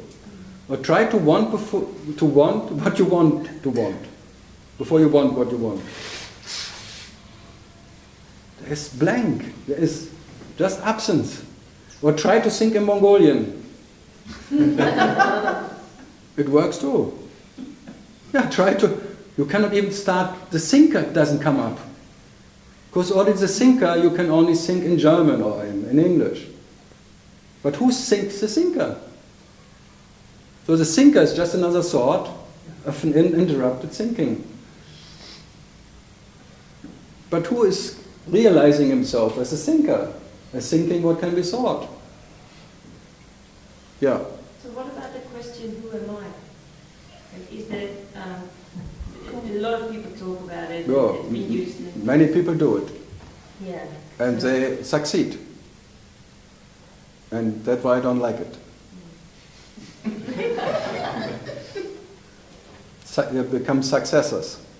Because they claim then they made this who am I and took it personal, because they make who am I and then they're beyond. Then they think they are become the answer of the question. They are the answer themselves. And then they take it personal. And then they imagine that they realize their true nature, which is the answer to all questions. So they take it personal. But the question is actually, who am I? And then there is not even absence. But many who have this question, who am I? Then there's a presence of them. So they just become a little bigger me. They see the little me and then they become a bigger me. And that's a big trap then. Yeah, and many running around these days being that bigger me. It's quite a bigger me. Bugger Bugger me. Bugger me, there's a lot bigger me around these days. Bugger me. No, it works. When it's meant to happen, there will be what you are. But if it's not meant to happen, nothing will happen. You will take it as personal as everything. And I think Bhagavan took it as like to calm you down, the mind down, to make this life a bit more pleasant maybe. It's like a pointer to not to take it so seriously or whatever. Who am I? If you get concentrated, you just become more relaxed maybe. The story is not so heavy, but you will not attain what you are by it. That was always the next sentence. But in many of that books, that sentence is erased. By whatever translators, by people who wrote it down, they say this is not needed. His teaching is, who am I? But when he said, what you are can never be taught, and never be attained by anyone, because you're already what you are, or whatever. That was mostly erased. So he contradicted himself permanently. Yes, you can do something, and the best you can do is, who am I? The meditation of who am I, you become maybe storyless. There's like the story gets erased. And that's quite pleasant. There's an absence.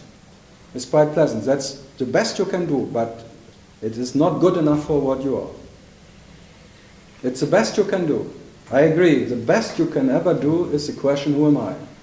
But you will not attain yourself by it. And only by being what you are is, and that is in spite of all techniques, in spite of whatever you imagine. It's an accident. It's not by a way. It's not by the way you are what you are. You are in spite of the way. You are, you where you are and you will be that. So in that sense, yes, you can do something. Yes and no. So I always say yes, if you want to do, who am I is the best meditation. But you will not become by that meditation what you are. And only being what you are is final.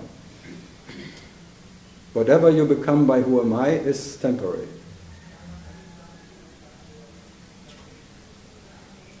So what did Bhagavan mean when he says, by inquiry you burn the seeds of consciousness, you burn up the seeds? Yeah, but again, then it sounds like there's an advantage. Yeah, but who needs that advantage? Again, it's a consciousness who becomes cosmic consciousness, and only consciousness needs an advantage.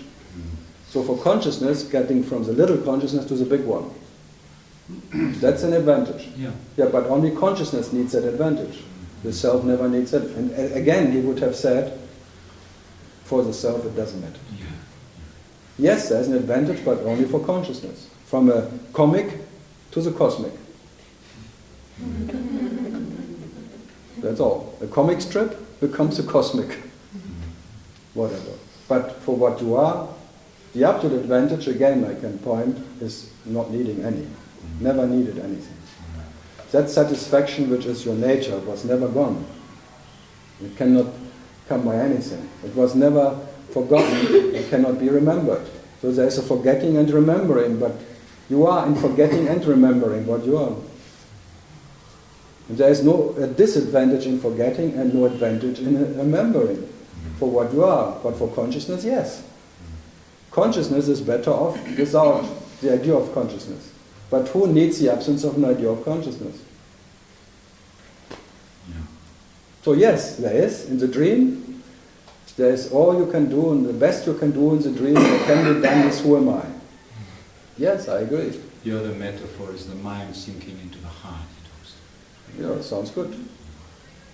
But then you confirm that there's a mind who can sink into the heart. I have no idea. He contradicted himself so often, and through all the years, so many different statements, and so many, and now to find a teaching of Ramana is impossible. But people do it. Because they try to find what they understood, they make a teaching out of it. And then they say Ramana said, because if they would say it, no one believes them. But if they say Ramana said it, then okay, Ramana said it. Then I have to agree to it. Because there's a big name behind it. So if I say it's all bullshit what can be said, I repeat what he said. What he meant by it. Because all words are empty and what you are cannot be taught. And never can be given to you and never can be taken away from you. It is never more or less as it is. And the absolute you are, you can never become by any relative action or non-action. That's the essence at all. And when he said the self is ever realized, which is reality, and that what is not self will never become that. So the unreal, whatever the unreal is doing, will always lead to some other unreal state. And that what is real is always real. It never needs to become more or less real. That is then in basic. What about without the words? The actual, with what? Well, before the words, the actual presence of Ramana seemed to be supremely attractive. Yeah, the cosmic presence, now. the cosmic consciousness is, you can feel. But what you can feel, you cannot be. Or not. That's the main thing. What he says, the seer, whatever the seer sees cannot be that the absolute seer. So that absolute feeler, what feels everything but never can be felt. So the feeling of a presence can only be a relative presence. Yeah. So even the feeling of the relative presence of cosmic consciousness is a relative presence. Or absence, whatever. Or even the absence of an ego is still the presence of the ego. So then they make like this little omnipresence or presence. All that is like pointers of something what never needs to be pointed to. It's like always a paradox. To be that what never needs any pointer to be what it is, it's another pointer. Like it's always like, so what to do? I try hard not to make any statement which I know contradicts the next moment. But I fail. Good, last point.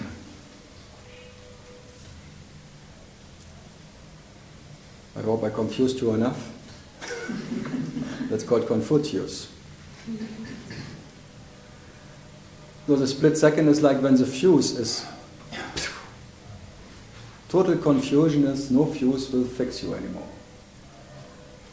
No coming back to your little fuse turned in security thing, these little securities that electricity can whatever be tamed. Total confusion is being without a fuse. No security needed. No insurance to be. Power cut. Total cut of the power. Cut power. Good, thank you for going and hope I never see you again. It's a double meaning actually.